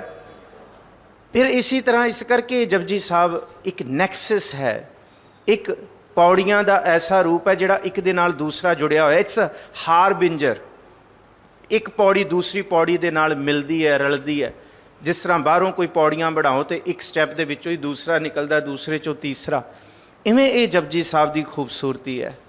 ਇਵੇਂ ਹੀ ਹੁਣ ਅਸੀਂ ਧਰਮ ਬਾਰੇ ਪੜ੍ਹਾਂਗੇ। ਦਇਆ ਧਰਮ, ਤੇ ਧਰਮ ਇੱਥੇ ਖ਼ਤਮ ਥੋੜ੍ਹੀ ਹੋਏਗਾ। ਅੱਗੇ ਜਾ ਕੇ ਮਹਾਰਾਜ ਜੀ ਨੇ ਰਾਤੀ ਰੁੱਤੀ 33 ਵਾਰ ਪਵਨ ਪਾਣੀ ਅਗਨੀ ਪਾਤਾਲ ਤਿਸ ਵਿੱਚ ਥਾਪ ਰੱਖੀ, ਫਿਰ ਧਰਮ ਦੀ ਗੱਲ ਕਰਨਗੇ। ਫਿਰ ਇਸ ਤਰ੍ਹਾਂ ਇਹ ਸਾਰੀਆਂ ਚੀਜ਼ਾਂ ਜੁੜੀਆਂ ਹੋਈਆਂ ਨੇ। ਵੱਡੀ ਪੌੜੀਆਂ ਵਿੱਚੋਂ 16ਵੀਂ ਪੌੜੀ ਵੱਡੀ ਹੈ, 21ਵੀਂ ਵੱਡੀ ਹੈ, ਫਿਰ 26ਵੀਂ ਪੌੜੀ ਵੱਡੀ ਹੈ ਅਮੁੱਲ ਗੁਣ ਵਾਲੀ, 27ਵੀਂ ਪੌੜੀ ਸੌਦਰ ਹੈ। ਇਹ ਕੁਝ ਵੱਡੀਆਂ ਪੌੜੀਆਂ ਵਿੱਚੋਂ ਪੌੜੀਆਂ ਨੇ, ਪਰ ਜਿਹਦੇ ਅੰਦਰ ਬਹੁਤ ਕੁਝ ਸਤਿਗੁਰੂ ਜੀ ਨੇ ਲੁਕਾਇਆ ਹੈ, ਬੜਾ ਰਮਜ਼ੀ ਤੱਤ ਪਾਇਆ ਹੈ। ਪੰਚ ਦਾ ਪਹਿਲਾ ਅਰਥ ਅਸੀਂ ਕੀਤਾ ਹੈ ਪੰਚ ਆਇਣ ਕੀ ਭਾਵ ਉਹ ਪਿਆਰਾ ਜਿਹੜਾ ਚੋਣਵਾ ਹੈ। ਪਹਿਲਾਂ ਪੰਚਾਇਤ, ਪੰਜਾਂ ਨੇ ਇੱਕ ਦੀ ਚੋਣ ਕੀਤੀ ਹੈ ਕਿ ਭਾਵ ਜਿਹੜਾ ਚੋਣਵੀ ਹੈ ਸਾਰੇ ਪਿੰਡ ਦੇ ਵਿੱਚ ਪੰਚਾਇਤ ਬੈਠੇਗੀ ਤੇ ਉਹ ਆ ਕੇ ਫੈਸਲਾ ਕਰਨ ਵਾਲਾ ਹੈ। ਸੱਚੀ ਮੁੱਚੀ ਜਿਹਨੇ ਸੁਣ ਕੇ ਮਨਨ ਕਰ ਲਿਆ ਉਹ ਪਾਰ ਬ੍ਰਹਮ ਪਰਮੇਸ਼ਵਰ ਦੀ ਦਰਗਾਹੀ ਤਾਕਤ ਆਪਣੇ ਹਿਰਦੇ ਵਿੱਚ ਪ੍ਰਗਟ ਕਰਦਾ ਹੈ ਤੇ ਇਸ ਜੀਵਨ ਦੇ ਵਿੱਚ ਵੀ ਉਹ ਕਈ ਫੈਸਲੇ ਲੈਣ ਦੇ ਸਮਰੱਥ ਹੋ ਜਾਂਦਾ ਹੈ। ਉਹਨੂੰ ਪੰਚ ਆਖਿਆ। ਦੂਸਰਾ ਪੰਚ ਦਾ ਅਰਥ ਕੀਤਾ ਹੈ ਇਸ ਸਰੀਰ ਦੇ ਅੰਦਰ ਦੇ 5 ਤੱਤ। ਅਪ ਤੇਜ ਵਾਯ ਪ੍ਰਿਥਵੀ ਆਕਾਸ਼ਾ ਐਸੀ ਰਹਿਤ ਰਹੋ ਹਰ ਪਾਸਾ। ਉਹ ਇਹਨਾਂ 5 ਇੰਦਰੀਆਂ ਭਾਵ 5 ਤੱਤਾਂ ਨੂੰ ਸਾਧ ਕੇ ਜਿਹੜੀ ਰਹਿਤ ਨੂੰ ਜਿਉਂਦਾ ਉਹ ਪ੍ਰਵਾਨ ਹੋ ਜਾਂਦਾ ਤੇ ਉਹ ਪ੍ਰਧਾਨ ਹੋ ਜਾਂਦਾ। ਤੀਸਰਾ ਅਰਥ ਪੰਚ ਦਾ ਕੀਤਾ ਹੈ ਇਸ ਸਰੀਰ ਦੇ ਅੰਦਰ ਜਿਹੜੇ 5 ਤੱਤ ਨੇ ਨਾ, ਜਿਸ 5 ਤੱਤਾਂ ਤੋਂ ਬਾਅਦ 5 ਇੰਦਰੇ ਪੈਦਾ ਹੁੰਦੇ ਹੈ। ਸ਼ਬਦ ਹੈ, ਸਪਰਸ਼ ਹੈ, ਰੂਪ, ਰਸ ਤੇ ਗੰਧ। ਇਹ 5 ਗਿਆਨ ਇੰਦਰੀਆਂ ਨੂੰ ਜਿਹੜਾ ਸਾਧ ਲੈਂਦਾ ਉਹ ਪ੍ਰਵਾਨ ਹੈ, ਉਹ ਪ੍ਰਧਾਨ ਹੈ ਤੇ ਉਹ ਸੱਚੀ ਦਰਗਾਹ 'ਚ ਮਾਣ ਪਾਉਂਦਾ। ਔਰ ਇਹਦੀ ਗੱਲ ਦੀ ਪੁਸ਼ਟੀ ਪੰਚਾਂ ਕਾ ਗੁਰ ਏਕ ਧਿਆਨ ਕੀ ਭਾਵ ਇਹਨਾਂ 5 ਵਿਕਾਰਾਂ ਦੇ ਸਰੀਰ ਦੇ ਵਿੱਚ, 5 ਤੱਤਾਂ ਦੇ ਬਣੇ ਸਰੀਰ ਦੇ ਵਿੱਚ, 5 ਗਿਆਨ ਇੰਦਰੀਆਂ ਦੇ ਵਿੱਚ ਵੀ ਉਹ ਇੱਕ ਪਾਰ ਬ੍ਰਹਮ ਪਰਮੇਸ਼ਵਰ ਦੇ ਧਿਆਨ ਨੂੰ ਟਿਕਾ ਲੈਂਦਾ। ਨਹੀਂ ਤੇ ਸਾਡੇ 5 ਗਿਆਨ ਇੰਦਰੇ ਵੱਖ-ਵੱਖ ਧਿਆਨ ਨੂੰ ਲੈ ਕੇ ਤੁਰੇ ਫਿਰਦੇ ਨੇ। ਸਪਰਸ਼ ਸਾਡਾ ਕਿਸੇ ਹੋਰ ਧਿਆਨ ਨੂੰ ਲੈ ਚੱਲਦਾ, ਕਿਉਂਕਿ ਜਿਸ ਗਿਆਨ ਇੰਦਰੀ ਵਿੱਚ ਧਿਆਨ ਆ ਜਾਏ ਉੱਥੇ ਹੀ ਦਾ ਸਾਡੇ ਅੰਦਰ ਗਿਆਨ ਸ਼ੁਰੂ ਹੋ ਜਾਂਦਾ। ਜੇ ਸਾਨੂੰ ਇੱਥੋਂ ਕੋਈ ਖਬਰ ਮਿਲੇ ਜੀ ਉੱਥੇ ਫਟਾਫਟ ਜਾਣਾ, ਕੋਈ ਘਟਨਾ ਵਾਪਰ ਗਈ ਹੈ, ਫਿਰ ਰਸਤੇ ਦੇ ਵਿੱਚ ਹੋਣ ਵਾਲੀਆਂ ਸਾਰੀਆਂ ਘਟਨਾ ਦਾ ਸਾਡੇ ਉੱਤੇ ਕੋਈ ਅਸਰ ਨਹੀਂ ਪਏਗਾ, ਕਿਉਂਕਿ ਸਾਡਾ ਧਿਆਨ ਉੱਥੇ ਵੱਲ ਹੈ, ਅਸੀਂ ਉੱਥੇ ਪਹੁੰਚਣਾ ਹੈ। ਰਸਤੇ 'ਚ ਕੋਈ ਪੁੱਛੀਏ ਇਹ ਵੀ ਲੰਘਦਾ ਸੀ, ਇਹ ਵੀ ਸੀ, ਇਹ ਨਹੀਂ ਦੇਖਿਆ ਤੂੰ, ਇਹ ਨਹੀਂ ਦੇਖਿਆ, ਕਹਿੰਦੇ ਨਹੀਂ ਮੇਰਾ ਧਿਆਨ ਉਸ ਪਾਸੇ ਸੀ, ਇਸੀ ਪਾਸੇ ਸੀ, ਮੈਂ ਕੁਝ ਨਹੀਂ ਵੇਖ ਕੇ ਆਇਆ। ਬਸ ਇਸੇ ਤਰ੍ਹਾਂ ਪੰਜਾਂ ਗਿਆਨ ਇੰਦਰੀਆਂ, ਪੰਜਾਂ ਤੱਤਾਂ ਦੇ ਸਰੀਰ ਦੇ ਵਿੱਚ ਜਿਹੜਾ ਇੱਕ ਪਾਰ ਬ੍ਰਹਮ ਪਰਮੇਸ਼ਵਰ ਦੇ ਵਿੱਚ ਧਿਆਨ ਲਾ ਲੇ, ਇਹਨਾਂ ਸਾਰਿਆਂ ਦੇ ਵਿੱਚ ਆਨੀਲੇ ਕਾਗਦ ਕਾਟੀਲੇ ਗੂੜੀ ਆਕਾਸ਼ ਮੱਦੇ ਭਰਮੀਲੇ ਪੰਚ ਜਨਾ ਸਿਉ ਬਾਤ ਬਤਊਆ ਚੀਤ ਸੋ ਡੋਰੀ ਰਾਖੀ ਅਲੇ। ਇਹਨੂੰ ਕਿਹਾ ਕਿ ਇੱਕ ਸੰਤ ਨੇ ਆਪਣੇ ਸ਼ਾਗਿਰਦ ਨੂੰ ਤਿਆਰ ਕੀਤਾ ਤੇ ਸ਼ਾਗਿਰਦ ਨੂੰ ਕਿਹਾ ਤੈਨੂੰ ਸਭ ਕੁਝ ਸਿਖਾਤਾ, ਬਸ ਇੱਕ ਚੀਜ਼ ਸਿਖਾਣੀ ਤੈਨੂੰ ਬਾਕੀ ਆ, ਉਹ ਐਵੇਂ ਕਿਤਾਬੀ ਰੂਪ ਦੇ ਵਿੱਚ ਨਹੀਂ ਸਿਖਾਈ ਜਾ ਸਕਦੀ। ਕਹਿੰਦੇ ਫਿਰ ਕਿਵੇਂ ਸਿੱਖਾਂਗਾ? ਕਹਿੰਦੇ ਫਲਾਣੇ ਸ਼ਹਿਰ 'ਚ ਚਲਾ ਜਾ, ਉੱਥੇ ਇੱਕ ਸਮਰਾਟ ਰਾਜਾ ਬੈਠਾ ਹੈ, ਉਹਦੇ ਦਰਬਾਰ 'ਚ ਚਲਾ ਜਾਈਂ, ਤੈਨੂੰ ਉਹ ਚੀਜ਼ਾਂ ਸਿੱਖਣ ਨੂੰ ਮਿਲ ਜਾਣਗੀਆਂ ਜੋ ਮੈਂ ਤੈਨੂੰ ਸਿਖਾਉਣਾ ਚਾਹੁੰਦਾ। ਕਹਿੰਦਾ ਠੀਕ ਹੈ, ਆਪਣੇ ਉਸਤਾਦ ਦਾ ਹੁਕਮ ਮੰਨ ਕੇ ਉਹ ਸਮਰਾਟ ਦੇ ਦਰਬਾਰ ਵਿੱਚ ਪਹੁੰਚਿਆ ਤੇ ਅੱਗੇ ਦੇਖਦਾ ਮਦਿਰਾ ਚੱਲ ਰਹੀ ਹੈ, ਨਾਚ ਗਾਣਾ ਹੋ ਰਿਹਾ, ਬੜਾ ਸ਼ੋਰ ਸ਼ਰਾਬਾ ਮਚਿਆ ਹੋਇਆ। ਕਹਿੰਦੇ ਇੱਥੇ ਮੇਰੇ ਉਸਤਾਦ ਨੇ ਇਹ ਕੀ ਦੇਖਣ ਤੇ ਸਿੱਖਣ ਵਾਸਤੇ ਭੇਜਿਆ, ਮੈਨੂੰ ਸਮਝ ਨਹੀਂ ਆਉਂਦਾ। ਵਾਪਸ ਤੁਰਨ ਲੱਗਦਾ, ਕਹਿੰਦੇ ਭੁਲੇਖਾ ਹੀ ਪੈ ਗਿਆ ਕਿੱਥੇ ਮੇਰੇ ਉਸਤਾਦ ਨੂੰ, ਤੇ ਪਿੱਛੋਂ ਸਮਰਾਟ ਆਵਾਜ਼ ਮਾਰਦਾ, ਕਹਿੰਦੇ ਇੱਥੇ ਆ, ਕਿੱਥੇ ਜਾ ਰਹੇ ਆ? ਕਹਿੰਦੇ ਮੈਂ ਆਇਆ ਤੇ ਕੁਝ ਸਿੱਖਣ ਸੀ, ਪਰ ਇੱਥੇ ਤੇ ਹੋਰ ਹੀ ਕੰਮ ਹੈ ਜਿਹੜਾ ਜਿਹਦੇ ਨਾਲ ਸਾਡਾ ਕੋਈ ਵਾਸਤਾ ਹੀ ਨਹੀਂ, ਕਿਉਂਕਿ ਸੰਤਾਂ ਦਾ ਵਾਸਤਾ ਇਸ ਵਿਕਾਰਾਂ ਦੇ ਨਾਲ, ਨਾਚ ਗਾਣੇ ਨਾਲ, ਟੱਪਣ ਨਾਲ, ਮਦਰਾ ਨਾਲ, ਇਹ ਬੇਹੋਸ਼ ਬਾਸ਼ਗੀ ਦੇ ਨਾਲ ਨਹੀਂ ਹੈ। ਤੇ ਕਹਿੰਦੇ ਕੋਈ ਨਹੀਂ, ਤੂੰ ਹੁਣ ਆਇਆ ਤੇ ਰਾਤ ਟਿਕ ਕੇ ਜਾ। ਕਹਿੰਦੇ ਠੀਕ ਹੈ, ਟਿਕ ਕੇ ਜਾਣਾ। ਬੜਾ ਮਖਮਲੀ ਬਿਸਤਰਾ ਤਿਆਰ ਕੀਤਾ, ਬਹੁਤ ਇਤਰ ਫਲੇਲਾਂ ਪਰਦਿਆਂ 'ਤੇ ਲਾਈਆਂ ਗਈਆਂ, ਬੜੀ ਤਿਆਰੀ ਕੀਤੀ ਗਈ, ਉਹਨੂੰ ਸੌਣ ਵਾਸਤੇ ਤਿਆਰ ਕੀਤੀ ਗਈ। ਜਦ ਬਿਸਤਰ 'ਤੇ ਮਖਮਲੀ ਬਿਸਤਰੇ 'ਤੇ ਉਹ ਸਾਧੂ ਸੌਂਦਾ ਤੇ ਉੱਤੇ ਨਜ਼ਰ ਜਾਂਦੀ ਹੈ ਪਤਲੇ ਦੀ ਧਾਗੇ ਦੇ ਨਾਲ ਇੱਕ ਨੰਗੀ ਤਲਵਾਰ ਲਟਕਾ ਦਿੱਤੀ ਹੈ। ਹੁਣ ਉਹ ਸਾਰੀ ਰਾਤ ਭਾਵੇਂ ਮਖਮਲੀ ਬਿਸਤਰੇ 'ਤੇ ਪਿਆ, ਪਰ ਉਹ ਤਲਵਾਰ ਨੂੰ ਹੀ ਵੇਖਦਾ ਰਹਿੰਦਾ, ਖਰੇ ਇਹ ਡੋਲਦੀ ਪਈ ਹੈ, ਖਰੇ ਮਾੜਾ ਜਿਹਾ ਧਾਗਾ ਤੜਕਿਆ ਤੇ ਸਿੱਧੀ ਆਰ ਪਾਰ ਹੋ ਕੇ ਲੰਘੇਗੀ। ਸਵੇਰ ਹੁੰਦੀ ਹੈ, ਰਾਜਾ ਪੁੱਛਦਾ ਕਿ ਰਾਤੀ ਕਿਵੇਂ ਲੰਘੀ? ਮਖਮਲੀ ਬਿਸਤਰਿਆਂ ਦੇ ਵਿੱਚ ਕੋਈ ਸਖਤਾਈ ਤੇ ਨਹੀਂ ਸੀ, ਕੋਈ ਚੱਦਰ ਓੜਨ ਵਾਸਤੇ ਕੁਝ? ਉਹਨੇ ਕਿਹਾ ਨਹੀਂ ਜੀ, ਸਾਰਾ ਕੁਝ ਤੇ ਠੀਕ ਸੀ, ਪਰ ਮੈਨੂੰ ਇਹ ਸਮਝ ਨਹੀਂ ਆਇਆ ਸਭ ਕੁਝ ਦੇਣ ਦੇ ਬਾਵਜੂਦ ਇਹ ਤਲਵਾਰ ਕਿਉਂ ਤੇ ਲਟਕਾਤੀ? ਉਹਨੇ ਹੀ ਅੱਬ ਸੌਣ ਨਹੀਂ ਦਿੱਤਾ ਸਾਰੀ। ਤੇ ਕਹਿੰਦੇ ਉਹ ਵਿਚਾਰੀ ਤੈਨੂੰ ਕੀ ਕਹਿੰਦੀ ਸੀ? ਕਹਿੰਦੇ ਮੈਨੂੰ ਸੀ ਧਾਗਾ ਜੇ ਟੁੱਟਿਆ ਤੇ ਆਰ ਪਾਰ ਹੋ ਜਾਏਗੀ, ਮੈਂ ਕਾਸ ਜੋਗਾ ਨਹੀਂ ਰਹਿਣਾ। ਕਹਿੰਦੇ ਬਸ ਤੇਰੇ ਗੁਰੂ ਨੇ ਤੈਨੂੰ ਇਹੀ ਸਿਖਾਉਣ ਵਾਸਤੇ ਭੇਜਿਆ ਸੀ ਕਿ ਇਹ ਗੱਲ ਯਾਦ ਰੱਖੀ, ਭਾਵੇਂ ਜੀਵਨ ਵਿੱਚ ਜੋ ਮਰਜ਼ੀ ਕਰ ਰਿਹਾ, ਮੌਤ ਦੀ ਅਗਮੀ ਤਲਵਾਰ ਤੇਰੇ ਸਿਰ ਉੱਤੇ ਲਟਕੀ ਹੋਈ ਹੈ। ਭਾਵੇਂ ਮੈਂ ਨਾਚ ਗਾਣੇ ਵਿੱਚ ਹਾਂ, ਪਰ ਕੱਲ੍ਹ ਭਲਕੇ ਨੂੰ ਮੈਨੂੰ ਪਤਾ ਹੈ ਜੰਗ ਹੋਣੀ ਹੈ, ਮੈਨੂੰ ਉਹ ਵੀ ਚੇਤਾ ਹੈ ਕਿ ਮੈਂ ਮਰਨਾ ਸੂਰਮੇ ਦੀ ਤਰ੍ਹਾਂ ਰਣ ਤੱਤੇ ਵਿੱਚ ਜਾ ਕੇ, ਭਾਵੇਂ ਮੈਂ ਜੋ ਮਰਜ਼ੀ ਕਰ ਰਿਹਾ। ਇਹ ਸਾਰਾ ਕੁਝ ਤੂੰ ਮੇਰੇ ਦਰ 'ਤੇ ਆ ਕੇ ਸਮਰਾਟ ਤੋਂ ਹੀ ਸਿੱਖ ਸਕਦਾ ਸੀ। ਸਮਰਾਟ ਇਕੱਲਾ ਤਖਤਾਂ 'ਤੇ ਬਹਿਣ ਜੋਗਾ ਨਹੀਂ ਹੁੰਦਾ, ਉਹਨੇ ਕੱਲ੍ਹ ਭਲਕੇ ਕਦੀ ਵੀ ਉਸ ਰੱਬ ਦਾ ਹੁਕਮ ਆਏ ਤੇ ਰਣ ਤੱਤੇ ਵਿੱਚ ਜਾ ਕੇ ਆਪਣੇ ਤਨ ਦੇ ਵੀ ਬੋਟੇ ਬੋਟੇ ਕਰਾਣੇ ਹੁੰਦੇ ਆ। ਤੂੰ ਬਸ ਮੌਤ ਨਹੀਂ ਸੀ ਸਿੱਖ ਸਕਦਾ, ਤੈਨੂੰ ਮੌਤ ਸਿਖਾਉਣੀ ਸੀ ਤੇਰੇ ਉਸਤਾਦ ਨੇ। ਗੁਰੂ ਨਾਨਕ ਸਾਹਿਬ ਕਹਿੰਦੇ ਆ ਜਿਹੜਾ ਸੁਣ ਕੇ ਮੰਨ ਲੈਂਦਾ ਉਹਨੂੰ ਇੱਕ ਧਿਆਨ ਪਤਾ ਲੱਗ ਜਾਂਦਾ, ਪਹਿਲਾ ਮਰਨ ਕਬੂਲ। ਇਹ ਧਿਆਨ ਅੰਦਰ ਰਹੇ ਕਿ ਭਾਈ ਮਰਨਾ ਹੈ, ਕਿ ਜਿਨ ਕੀ ਚੀਰੀ ਦਰਗਾਹ ਪਾਟੀ ਤਿਨਾ ਮਰਨਾ ਭਾਈ। ਕਿਉਂਕਿ ਗੁਰੂ ਨਾਨਕ ਸਾਹਿਬ ਦੇ ਇਸ ਘਰ ਦਾ ਸਫ਼ਰ ਮੌਤ ਤੋਂ ਸ਼ੁਰੂ ਹੁੰਦਾ ਹੈ। ਜੋ ਤੋ ਪ੍ਰੇਮ ਖੇਲਣ ਕਾ ਚਾਓ ਸਿਰ ਤਰ ਤਲੀ। ਇਸ ਗੱਲ ਨੂੰ ਬਿਲਕੁਲ ਵੱਡੇ ਹਿਰਦੇ ਨਾਲ ਸੁਣਿਓ। ਪੰਜ ਪ੍ਰਮਾਣ, ਭਾਵੇਂ ਕੋਈ ਇਹਨੂੰ ਗਿਆਨ ਇੰਦਰੀਆਂ ਦੇ ਅਰਥ ਕਰੇ, ਭਾਵੇਂ ਕੋਈ ਸਰੀਰ ਦੇ ਪੰਜ ਤੱਤਾਂ ਦਾ ਅਰਥ ਕਰੇ, ਪਰ ਸੱਚ ਤੇ ਸਿਰਮੌਰ ਅਰਥ ਜਿਹੜੇ ਮੈਨੂੰ ਠੀਕ ਲੱਗਦੇ ਨੇ, ਆਪ ਸੰਗਤ ਕੋਈ ਵੀ ਕਬੂਲ ਕਰੋ ਜਾਂ ਪ੍ਰੋਫੈਸਰ ਸਾਹਿਬ ਸਿੰਘ ਲਿਖਦੇ ਨੇ, ਉਹ ਜਿਹੜੇ ਸੁਣ ਕੇ ਮੰਨ ਲੈਂਦੇ ਨੇ ਉਹ ਵਾਕਈ ਆਮ ਨਾਲੋਂ ਉੱਚੀ ਹੋ ਜਾਂਦੀ ਹੈ ਉਹਨਾਂ ਦੀ ਸੁਰਤ। ਉਹ ਪ੍ਰਵਾਨ ਨੇ ਪ੍ਰਭੂ ਦੇ ਦਰ 'ਤੇ, ਉਹੀ ਪ੍ਰਧਾਨ ਨੇ, ਉਹ ਮੋਢੀ ਨੇ, ਉਹ ਪੂਜਣਯੋਗ ਨੇ, ਉਹ ਸਤਿਕਾਰਯੋਗ ਨੇ ਕਿ ਤੈਂ ਸਾਹਿਬ ਕੀ ਬਾਤ ਜੇ ਆਖਿਆ ਕਹੋ ਨਾਨਕ ਕਿਆ ਦੀਜੈ, ਸੀਸ ਵੱਡੇ ਕਰ ਬੈਸਣ ਦੀਜੈ, ਵਿਣ ਸਿਰ ਸੇਵ ਕਰੀ ਜੈ। ਪੰਚੇ ਪਾਵਹਿ ਦਰਗਹਿ ਮਾਨ। ਪੰਚੇ ਦਾ ਮਤਲਬ ਉਹ ਜਿਹੜੇ ਚੁਣੇ ਹੋਏ ਮੋਢੀ ਨੇ ਨਾ, ਕੋਈ ਕਰੋੜਾਂ ਲੱਖਾਂ ਨਹੀਂ ਹੋਣਗੇ, ਉਹ ਤੇ ਕਰੋੜਾਂ ਵਿੱਚੋਂ ਕੋਈ ਇੱਕ ਅੱਧਾ ਹੀ ਹੋਏਗਾ ਜਿਹੜਾ ਪੰਚੇ ਪਾਵਹਿ ਦਰਗਹਿ ਮਾਨ। ਉਹ ਜਿਹੜਾ ਜੁੜਿਆ ਹੋਇਆ, ਜਿਹਨੇ ਆਪਣੇ ਮਨ ਨੂੰ ਟਿਕਾ ਲਿਆ, ਵਿਕਾਰਾਂ ਨੂੰ ਜਿੱਤ ਲਿਆ। ਜਿਨ ਮਿਲ ਮਾਰੇ ਪੰਚ ਸੂਰਬੀਰ ਐਸੋ ਕੌਣ ਬਲੀਰੇ, ਜਿਨ ਪੰਚ ਮਾਰ ਬਿਦਾਰ ਗੁਦਾਰੇ ਸੋ ਪੂਰਾ ਇਹ ਕਲੀਰੇ। ਪੰਚੇ ਸੋਹੈ ਦਰ ਰਾਜਾਨ, ਸੋਹ ਹੈ ਪੜ੍ਹਨਾ ਇਹਨੂੰ ਅਨੁਨਾਸਿਕ ਧੁਨੀ ਦੇ ਨਾਲ, ਸ਼ੋਭਦੇ ਨੇ ਦਰ ਦੇ ਵਿੱਚ ਰਾਜਾਨ। ਨੰਨੇ ਨੂੰ ਔਂਕੜ ਹੈ, ਇਹ ਸੰਸਕ੍ਰਿਤ ਦੇ ਰਾਜਨੰਗ ਤੋਂ ਬਣਿਆ ਕਿ ਦੁਨੀਆ ਦਾ ਕੋਈ ਰਾਜਾ ਨਹੀਂ, ਇਹ ਰਾਜਾ ਉਹ ਹੈ ਕੋ ਹਰ ਸਮਾਨ ਨਹੀਂ ਰਾਜਾ। ਪਾਰ ਬ੍ਰਹਮ ਪਰਮੇਸ਼ਵਰ ਰਾਜਿਆਂ ਦੇ ਰਾਜਾ ਦੇ ਦਰ, ਜਿਹੜਾ ਵਾਹਿਗੁਰੂ ਦਾ ਦਰ ਹੈ, ਉਹਦੇ ਵਿੱਚ ਸ਼ੋਭਦੇ ਨੇ। ਔਰ ਅਸਲੀ ਗੱਲ ਇਸ ਕਰਕੇ ਸ਼ੋਭਦੇ ਨੇ ਕਿ ਉਹ ਵਿਕਾਰਾਂ ਦੇ ਵਿੱਚ ਰਹਿੰਦੇ ਹੋਏ ਵੀ ਸਾਚ ਨਾਮ ਮੇਰਾ ਮਨ ਲਾਗਾ, ਲੋਗਨ ਸਿਓ ਮੇਰਾ ਠਾਠਾ ਬਾਗਾ। ਮੁਖ ਕੀ ਬਾਤ ਸਗਲ ਸਿਓ ਕਰਤਾ, ਜੀ ਸੰਗ ਪਰਬ ਆਪਣਾ ਧਰਤਾ। ਪੰਚਾਂ ਕਾ ਗੁਰ ਏਕ ਧਿਆਨ, ਉਹਨਾਂ ਪੰਜ ਜਨਾਂ ਦਾ ਭਾਵ ਉਹਨਾਂ 94 ਜਨ ਦਾ, ਗੁਰਮੁਖ ਜਨਾਂ ਦਾ ਇੱਕੋ ਹੀ ਗੁਰੂ ਸ਼ਬਦ ਗੁਰੂ ਦੇ ਅੰਦਰ ਧਿਆਨ ਹੈ ਜੀ। ਜੇ ਕੋ ਕਹੈ ਕਰੈ ਵਿਚਾਰ, ਕਰਤੇ ਕੈ ਕਰਣੈ ਨਾਹੀ ਸ਼ੁਮਾਰ। ਤੇ ਫਿਰ ਕੋਈ ਕਹੇ ਕਿ ਮੈਂ ਉਹਨਾਂ ਜਨਾਂ ਦੀ ਕੀ ਗੱਲ ਕਰਨੀ, ਮੈਂ ਤੇ ਉਸ ਰੱਬ ਨੂੰ ਹੀ ਫਿਰ ਪਾ ਲਾਂ ਜਿਸ ਰੱਬ ਨੇ ਇਹ ਪੰਜ ਬਣਾਏ ਨੇ। ਇਸ ਰੱਬ ਦੇ ਧਿਆਨ ਵਿੱਚੋਂ ਹੀ ਤੇ ਕੋਈ ਬ੍ਰਹਮ ਗਿਆਨੀ ਸੰਤ ਸਾਧ ਪੈਦਾ ਹੁੰਦੇ ਆ। ਫਿਰ ਉਹਨਾਂ ਸੰਤਾਂ ਸਾਧਾਂ ਬਾਰੇ ਕੀ ਜਾਣਨਾ, ਸਿੱਧਾ ਰੱਬ ਨੂੰ ਹੀ ਗਲਪਾ ਮਾਰਦੇ ਹਾਂ, ਉਹਨੂੰ ਹੀ ਫੜਦੇ ਹਾਂ।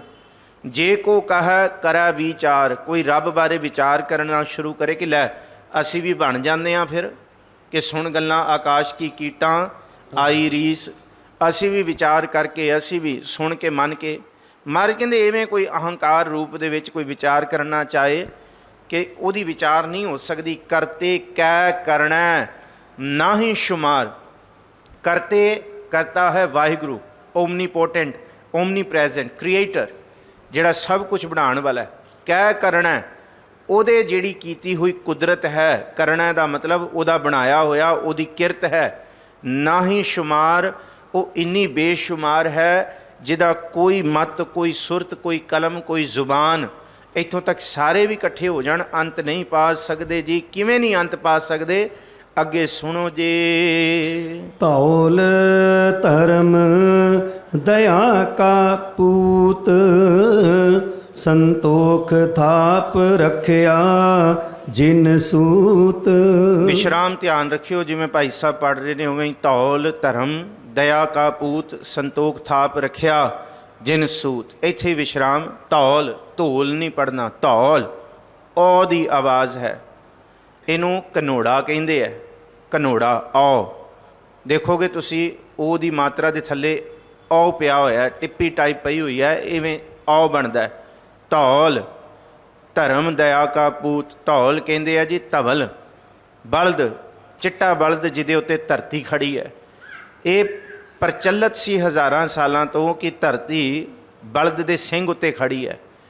ਤੇ ਫਿਰ ਉਸ ਬਲਦ ਨੂੰ ਮਹਾਰਾਜ ਕਹਿੰਦੇ ਕਿੰਨੇ ਠਰਮਾ ਦਿੱਤਾ ਹੋਇਆ। ਪਰ ਪ੍ਰਸ਼ਨ ਤੇ ਇਹ ਹੈ ਨਾ, ਜੇ ਇਹ ਧਰਤੀ ਬਲਦ ਉੱਤੇ ਖੜੀ ਹੈ, ਫਿਰ ਬਲਦ ਵੀ ਕਿਸੇ ਧਰਤੀ ਉੱਤੇ ਖੜਾ ਹੋਏਗਾ, ਫਿਰ ਉਹ ਧਰਤੀ ਵੀ ਕਿਸੇ ਬਲਦ ਉੱਤੇ ਖੜੀ ਹੋਏਗੀ, ਫਿਰ ਉਹ ਬਲਦ ਵੀ ਕਿਸੇ ਧਰਤੀ 'ਤੇ।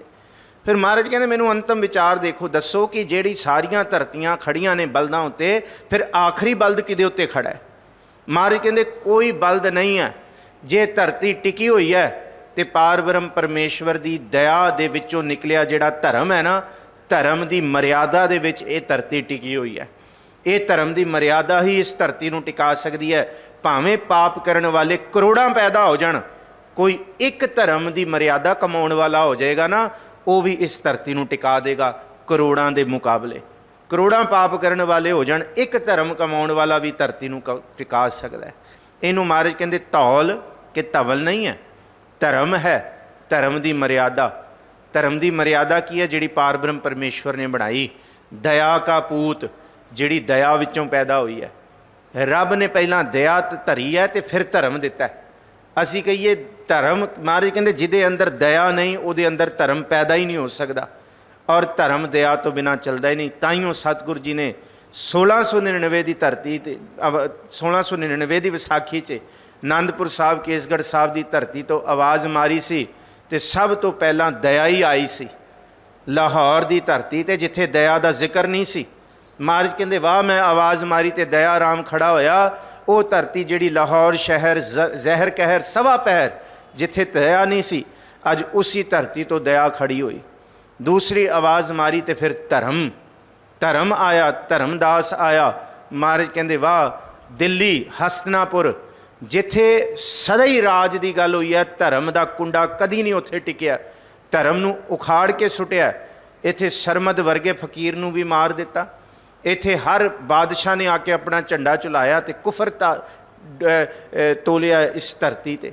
ਗੁਰੂ ਤੇਗ ਬਹਾਦਰ ਸਾਹਿਬ ਪਿਤਾ ਦੀ ਸ਼ਹਾਦਤ ਵੀ ਇਸ ਧਰਤੀ ਤੇ ਹੈ। ਪਰ ਨਹੀਂ, ਦਇਆ ਤੋਂ ਧਰਮ, ਦਇਆ ਤੋਂ ਬਾਅਦ ਧਰਮ। ਇਹਨੂੰ ਹੀ ਗੁਰੂ ਨਾਨਕ ਸਾਹਿਬ ਕਹਿੰਦੇ ਦਇਆ ਕਪਾ ਸੰਤੋਖ ਸੂਤ ਜਤ ਗੰਢੀ ਸਤ ਵਟ ਇਹ ਜਨੇਊ ਜੀ ਕਾ ਹਾਈ ਤਾਂ ਭਾਂਡੇ ਘੱਤ। ਇਹਨੂੰ ਪੜ੍ਹਦੇ ਹੈ ਦਇਆ ਕਰਨੰ ਦੁੱਖ ਹਰਣੰ ਉਚਰਣੰ ਨਾਮ ਕੀਰਤਨ। ਇਹਨੂੰ ਮਹਾਰਾਜ ਜੀ ਕਹਿੰਦੇ ਧੌਲ। ਇਹ ਧਰਤੀ ਕੋਈ ਬਲਦ ਉੱਤੇ ਨਹੀਂ ਖੜੀ, ਧਰਮ ਦੇ ਉੱਤੇ, ਧਰਮ ਦੀ ਮਰਿਆਦਾ ਤੇ ਖੜੀ ਹੈ। ਜ਼ਿੰਮੇਵਾਰੀ ਕਿ ਉਹ ਧਰਮ ਕੀ ਹੈ, ਸਵੇਰ ਹੈ, ਰਾਤ ਹੈ, ਮੌਸਮ ਦੀ ਪ੍ਰਵਿਰਤੀ ਹੈ, ਇਹ ਸਭ ਧਰਮ ਹੈ। ਜ਼ਿੰਮੇਵਾਰੀਆਂ ਆਪਣੀਆਂ ਆਪਣੀਆਂ। ਹੁਕਮ ਨੂੰ ਧਰਮ ਕਿਹਾ। ਧੌਲ ਧਰਮ ਦਇਆ ਕਾ ਪੂਤ। ਪਰ ਇਹ ਧਰਮ ਦਇਆ ਵਿੱਚੋਂ ਗੁਰੂ ਨੇ ਜੰਮਿਆ, ਵਾਹਿਗੁਰੂ ਨੇ ਜੰਮਿਆ, ਦਇਆ ਵਿੱਚੋਂ ਆਇਆ। ਸੰਤੋਖ ਥਾਪ ਰੱਖਿਆ ਜਿਨ ਸੂਤ। ਤੇ ਜਿੱਥੇ ਧਰਮ ਹੈ ਫਿਰ ਧਰਮ ਦੇ ਵਿੱਚੋਂ ਸੰਤੋਖ ਥਾਪਿਆ ਗਿਆ, ਸੰਤੋਖ ਨਿਕਲਿਆ। ਕਿਉਂਕਿ ਦਇਆ ਵਿੱਚੋਂ ਧਰਮ ਪੈਦਾ ਹੋਏਗਾ ਤੇ ਧਰਮ ਹੋਏਗਾ ਤੇ ਤਾਈਓ ਬੰਦਾ ਸੰਤੋਖੀ ਹੋਏਗਾ। ਅਸੀਂ ਕਹਿੰਦੇ ਹਾਂ ਧਰਮ ਦੀ ਲੋੜ ਹੀ ਨਹੀਂ, ਰਾਜ ਹੀ ਰਾਜ ਹੈ। ਇਸ ਧਰਤੀ ਤੇ ਰਾਜ ਕਰਨ ਵਾਲੇ ਬੜੇ ਕੁਫਰ ਤੋਲੇ ਨੇ, ਪਰ ਕੋਈ ਬਿਰਲਾ ਹੀ ਭਗਤ ਵੱਡਾ ਰਾਜਾ ਜਨਕ ਹੈ। ਗੁਰਮੁਖ ਮਾਇਆ ਵਿੱਚ ਉਦਾਸੀ। ਭਾਈ ਗੁਰਦਾਸ ਜੀ ਜਿਨ੍ਹਾਂ ਨੇ ਸੰਤੋਖ ਧਾਰਿਆ ਉਹੀ ਰੱਜੇ ਨੇ। ਤੇ ਧਰਮ ਵਿੱਚੋਂ ਸੰਤੋਖ ਪੈਦਾ ਹੁੰਦਾ ਹੈ। ਸੰਤੋਖ ਥਾਪ ਰੱਖਿਆ ਜਿਨ ਸੂਤ। ਤੇ ਸੂਤ ਕਿਹੜੇ ਹੈ? These are the strings of contentment, ਜਿਨ੍ਹਾਂ ਨੇ ਸਾਨੂੰ ਖਿੱਚ ਕੇ ਰੱਖਿਆ ਹੋਇਆ ਧਰਮ ਦੀ ਮਰਿਆਦਾ ਦੇ ਵਿੱਚ। ਕਿਵੇਂ? ਜਿਵੇਂ ਗੁਰੂ ਨਾਨਕ ਸਾਹਿਬ ਕਹਿੰਦੇ ਇੱਕ ਗਵਾਲੇ ਦਾ ਜਦ ਮੱਝ ਵੱਛਾ ਦਿੰਦਾ ਨਾ, ਜਾਂ ਗਾਂ ਵਿੱਚੋਂ ਵੱਛਾ ਪੈਦਾ ਹੁੰਦਾ, ਉਸ ਵੱਛੇ ਨੂੰ ਉਹ ਆਪਣੇ ਖੇਤ ਦੇ ਮਾਪ ਜਿੰਨਾ ਰੱਸਾ ਗਲ ਵਿੱਚ ਪਾ ਕੇ ਛੱਡ ਦਿੰਦਾ। ਕਿਉਂ? ਕਿ ਆਪਣੇ ਆਪਣੇ ਦਾਇਰੇ ਵਿੱਚ ਉਹ ਘਾਹ ਚਰੇ, ਉਹ ਚਰਦਾ ਰਹੇ, ਕਿਸੇ ਦੇ ਖੇਤ ਵਿੱਚ ਜਾ ਕੇ ਬਰਬਾਦੀ ਨਾ ਕਰੇ। ਇਹ ਸੰਤੋਖ ਦੀ ਮਹਾਰਾਜ ਜੀ ਕਹਿੰਦੇ ਹੈ ਸੂਤ ਸਾਡੇ ਜੀਵਨ ਦੇ ਅੰਦਰ, ਜਿਹੜਾ ਸਾਡੇ ਜੀਵਨ ਨੂੰ ਮਰਿਆਦਾ ਵਿੱਚ ਰਹਿਣ ਲਈ, ਕਾਇਮ ਰੱਖਣ ਲਈ, ਧਰਮੀ ਪੁਰਸ਼ ਕਾਇਮ ਰੱਖਣ ਲਈ ਸਾਨੂੰ ਸਹਾਇਕ ਹੁੰਦਾ। ਜੇ ਸਾਡੇ ਅੰਦਰੋਂ ਸੰਤੋਖ ਦੀਆਂ ਇਹ ਤੰਦਾਂ ਟੁੱਟ ਜਾਣ, ਬੜੀਆਂ ਬਰੀਕ ਨੇ, ਫਿਰ ਮਹਾਰਾਜ ਕਹਿੰਦੇ ਅਸੀਂ ਪਾਪੀ ਬਣ ਜਾਵਾਂਗੇ। ਇਹ ਸੰਤੋਖ ਦੀਆਂ ਤੰਦਾਂ ਨੇ ਸਾਨੂੰ ਸਬਰ ਦੇ ਵਿੱਚ ਰੱਖਿਆ ਹੋਇਆ ਹੈ। ਔਰ ਇਸੀ ਸਬਰ ਦੇ ਵਿੱਚੋਂ ਧਰਮ, ਤੇ ਉਸ ਧਰਮ ਵਿੱਚੋਂ ਦਇਆ ਪੈਦਾ ਹੁੰਦੀ ਹੈ। ਧਰਤੀ ਕੋਈ ਬਲਦ ਦੇ ਸਿੰਘ ਉੱਤੇ ਨਹੀਂ ਖੜੀ। ਧਰਤੀ ਜੇ ਖੜੀ ਹੈ ਧਰਮੀ ਪੁਰਸ਼ਾਂ ਦੀ ਮਰਿਆਦਾ, ਉਹ ਦਇਆ ਕਰਕੇ ਹੈ। ਤੇ ਧਰਮ ਤਾਂ ਹੈ ਜੇ ਬੰਦੇ ਦੇ ਅੰਦਰ ਸੰਤੋਖ ਦੀਆਂ ਸੂਤਰ, ਸੰਤੋਖ ਦੇ ਧਾਗੇ। ਇਸ ਕਰਕੇ ਮਹਾਰਾਜ ਜੀ ਨੇ ਕਿਹਾ ਸੀ ਜੇ ਮੈਨੂੰ ਧਾਗਾ ਦੇਣਾ ਤੇ ਅੰਦਰ ਦਾ ਦੇ ਦੇ, ਕਿ ਦਇਆ ਕਪਾ ਸੰਤੋਖ ਸੂਤ, ਜਿਹੜਾ ਆਤਮਾ ਨੂੰ ਪੈ ਜਾਏ। ਕਿ ਮਹਾਰਾਜ ਕਹਿੰਦੇ ਤਗ ਨਾ ਇੰਦਰੀ ਤਗ ਨਾ ਨਾਰੀ ਭਲਕੇ ਥੁੱਕ ਪਵਹਿ ਨਿਤ ਦਾੜੀ। ਕਹਿੰਦੇ ਤਗ ਨਾ ਪੈਰੀ ਤਗ ਨਾ ਹੱਥੀਂ। ਨਾ ਹੱਥਾਂ ਤੇ ਪਾਪ ਕਰਨ ਲਈ ਸੰਤੋਖ ਦੀਆਂ ਤੰਦਾਂ ਨੇ, ਨਾ ਪੈਰਾਂ ਨੂੰ ਪਾਪ ਵੱਲ ਤੁਰਨ ਵਾਸਤੇ ਸੰਤੋਖ ਦੀਆਂ ਤੰਦਾਂ ਨੇ, ਨਾ ਅੰਦਰ ਇੰਦਰੀਆਂ ਨੂੰ ਰੋਕਣ ਵਾਸਤੇ ਪਾਰ ਬ੍ਰਹਮ ਪਰਮੇਸ਼ਵਰ ਗੁਰੂ ਦਾ ਦਿੱਤਾ ਹੋਇਆ ਨਾਮ ਰੂਪੀ ਸੰਤੋਖ ਹੈ। ਫਿਰ ਤੂੰ ਜਿੰਨੇ ਮਰਜ਼ੀ ਤਗ ਪਾ ਲੈ। ਮਹਾਰਾਜ ਕਹਿੰਦੇ ਇਹ ਤਗ ਪ੍ਰਵਾਨ ਨਹੀਂ, ਤਗ ਆਤਮਾ ਦਾ ਹੈ। ਜੇ ਇਹ ਹੈ ਤੇ ਇਹ ਧਰਤੀ ਟਿਕੀ ਹੋਈ ਹੈ ਜੀ। ਜੇ ਕੋ ਬੁਝੈ ਹੋਵੇ ਸਚਿਆਰ, ਧਵਲੇ ਉਪਰ ਕੀਤਾ ਭਾਰ। ਇਹ ਗੱਲ ਜਿਹੜੀ ਕੋਈ ਬੁੱਝ ਲੈਂਦਾ ਨਾ ਕਿ ਤਿੰਨ ਚੀਜ਼ਾਂ, ਜੇ ਦਇਆ ਹੈ, ਧਰਮ ਹੈ ਤੇ ਧਰਮ ਵਿੱਚੋਂ ਸੰਤੋਖ ਹੈ, ਫਿਰ ਮਹਾਰਾਜ ਕਹਿੰਦੇ ਤੂੰ ਭਾਈ ਸੱਚੀ ਮੁੱਚੀ ਸਚਿਆਰ ਹੈ। ਸੱਚ ਆਚਾਰ ਵਿੱਚੋਂ ਸਚਿਆਰ ਨਿਕਲਿਆ। ਪਹਿਲਾ ਪ੍ਰਸ਼ਨ ਸੀ ਕਿਵ ਸਚਿਆਰਾ ਹੋਈਆ ਕਿਵ ਕੂੜੈ ਟੁੱਟੈ ਪਾਲ। ਫਿਰ ਮਹਾਰਾਜ ਜੀ ਨੇ ਦੱਸਿਆ ਅੰਮ੍ਰਿਤ ਵੇਲਾ ਸੱਚ ਨਾਉ ਵਡਿਆਈ ਵਿਚਾਰ, ਕਰਮੀ ਆਵੈ ਕਪੜਾ ਨਦਰੀ ਮੋਖ ਦੁਆਰ, ਨਾਨਕ ਇਵੇਂ ਜਾਣੀਐ ਸਭ ਆਪੇ ਸਚਿਆਰ। ਇਵੇਂ ਤੂੰ ਮਰਿਆਦਾ ਕਮਾ, ਅੰਮ੍ਰਿਤ ਵੇਲਾ ਸਾਂਭ, ਸੁਣ ਕੇ ਤੇ ਮੰਨ। ਫਿਰ ਮੰਨੇਗਾ ਕੀ ਮੰਨਣਾ? ਮੰਨਣ ਨੂੰ ਦੱਸਤਾ ਕਿ ਤੇਰੇ ਅੰਦਰ ਦਇਆ ਹੋਣੀ ਸਭ ਤੋਂ ਲਾਜ਼ਮੀ ਹੈ। ਫਿਰ ਧਰਮੀ, ਤੂੰ ਧਰਮ ਦੀ ਮਰਿਆਦਾ ਨੂੰ ਕਮਾਉਣਾ ਹੈ। ਜੇ ਗੁਰੂ ਦੇ ਮਾਰਗ ਤੇ ਤੁਰਨਾ ਤੇ ਧਰਮ ਦੀ ਮਰਿਆਦਾ ਸੰਤੋਖ ਦੇ ਸੂਤਰ ਤੋਂ ਬਿਨਾਂ ਨਹੀਂ ਕਮਾਈ ਜਾ ਸਕਦੀ। ਜੇ ਤੇਰੇ ਮਨ ਦੀਆਂ ਇੰਦਰੀਆਂ ਨੂੰ ਪੰਜੇ ਬੱਦੇ ਮਹਾਬਲੀ, ਘਰ ਸੱਚਾ ਢੋਆ, ਆਪਣੇ ਚਰਨ ਜਪਾਇਨ ਵਿੱਚ ਦਏ ਖਲੋਆ, ਰੋਗ ਸੋਗ ਸਭ ਮਿਟ ਗਏ ਨਿਤ ਨਵਾ ਨਰੋਆ। ਇਸ ਕਰਕੇ ਕਿਹਾ ਸੀ ਕਿ ਸਤਜੁਗ ਰਤ ਸੰਤੋਖ ਕਾ, ਧਰਮ ਅਗੇ ਰਥਵਾ। ਕਹਿੰਦੇ ਸਤਜੁਗ ਰਥ, ਰਥ ਕਿਹੜਾ? ਸੰਤੋਖ ਦਾ। ਤੇ ਧਰਮ ਰਥਵਾ ਦਾ ਮਤਲਬ ਘੋੜੇ। ਧਰਮ ਦੇ ਘੋੜਿਆਂ ਨੂੰ ਜੇ ਸੰਤੋਖ ਦੀ ਲਗਾਮ ਪਈ ਹੋਏਗੀ ਤੇ ਘੋੜੇ ਦੌੜਨਗੇ ਗੁਰੂ ਵੱਲ। ਜੇ ਸੰਤੋਖ ਦੀ ਲਗਾਮ ਨਹੀਂ ਹੋਏਗੀ ਤੇ ਫਿਰ ਟੱਠੇ ਖੂਹ 'ਚ ਲੈ ਕੇ ਜਾਣਗੇ ਇਹ ਮਨ ਦੀਆਂ ਇੰਦਰੀਆਂ ਰੂਪੀ ਘੋੜੇ।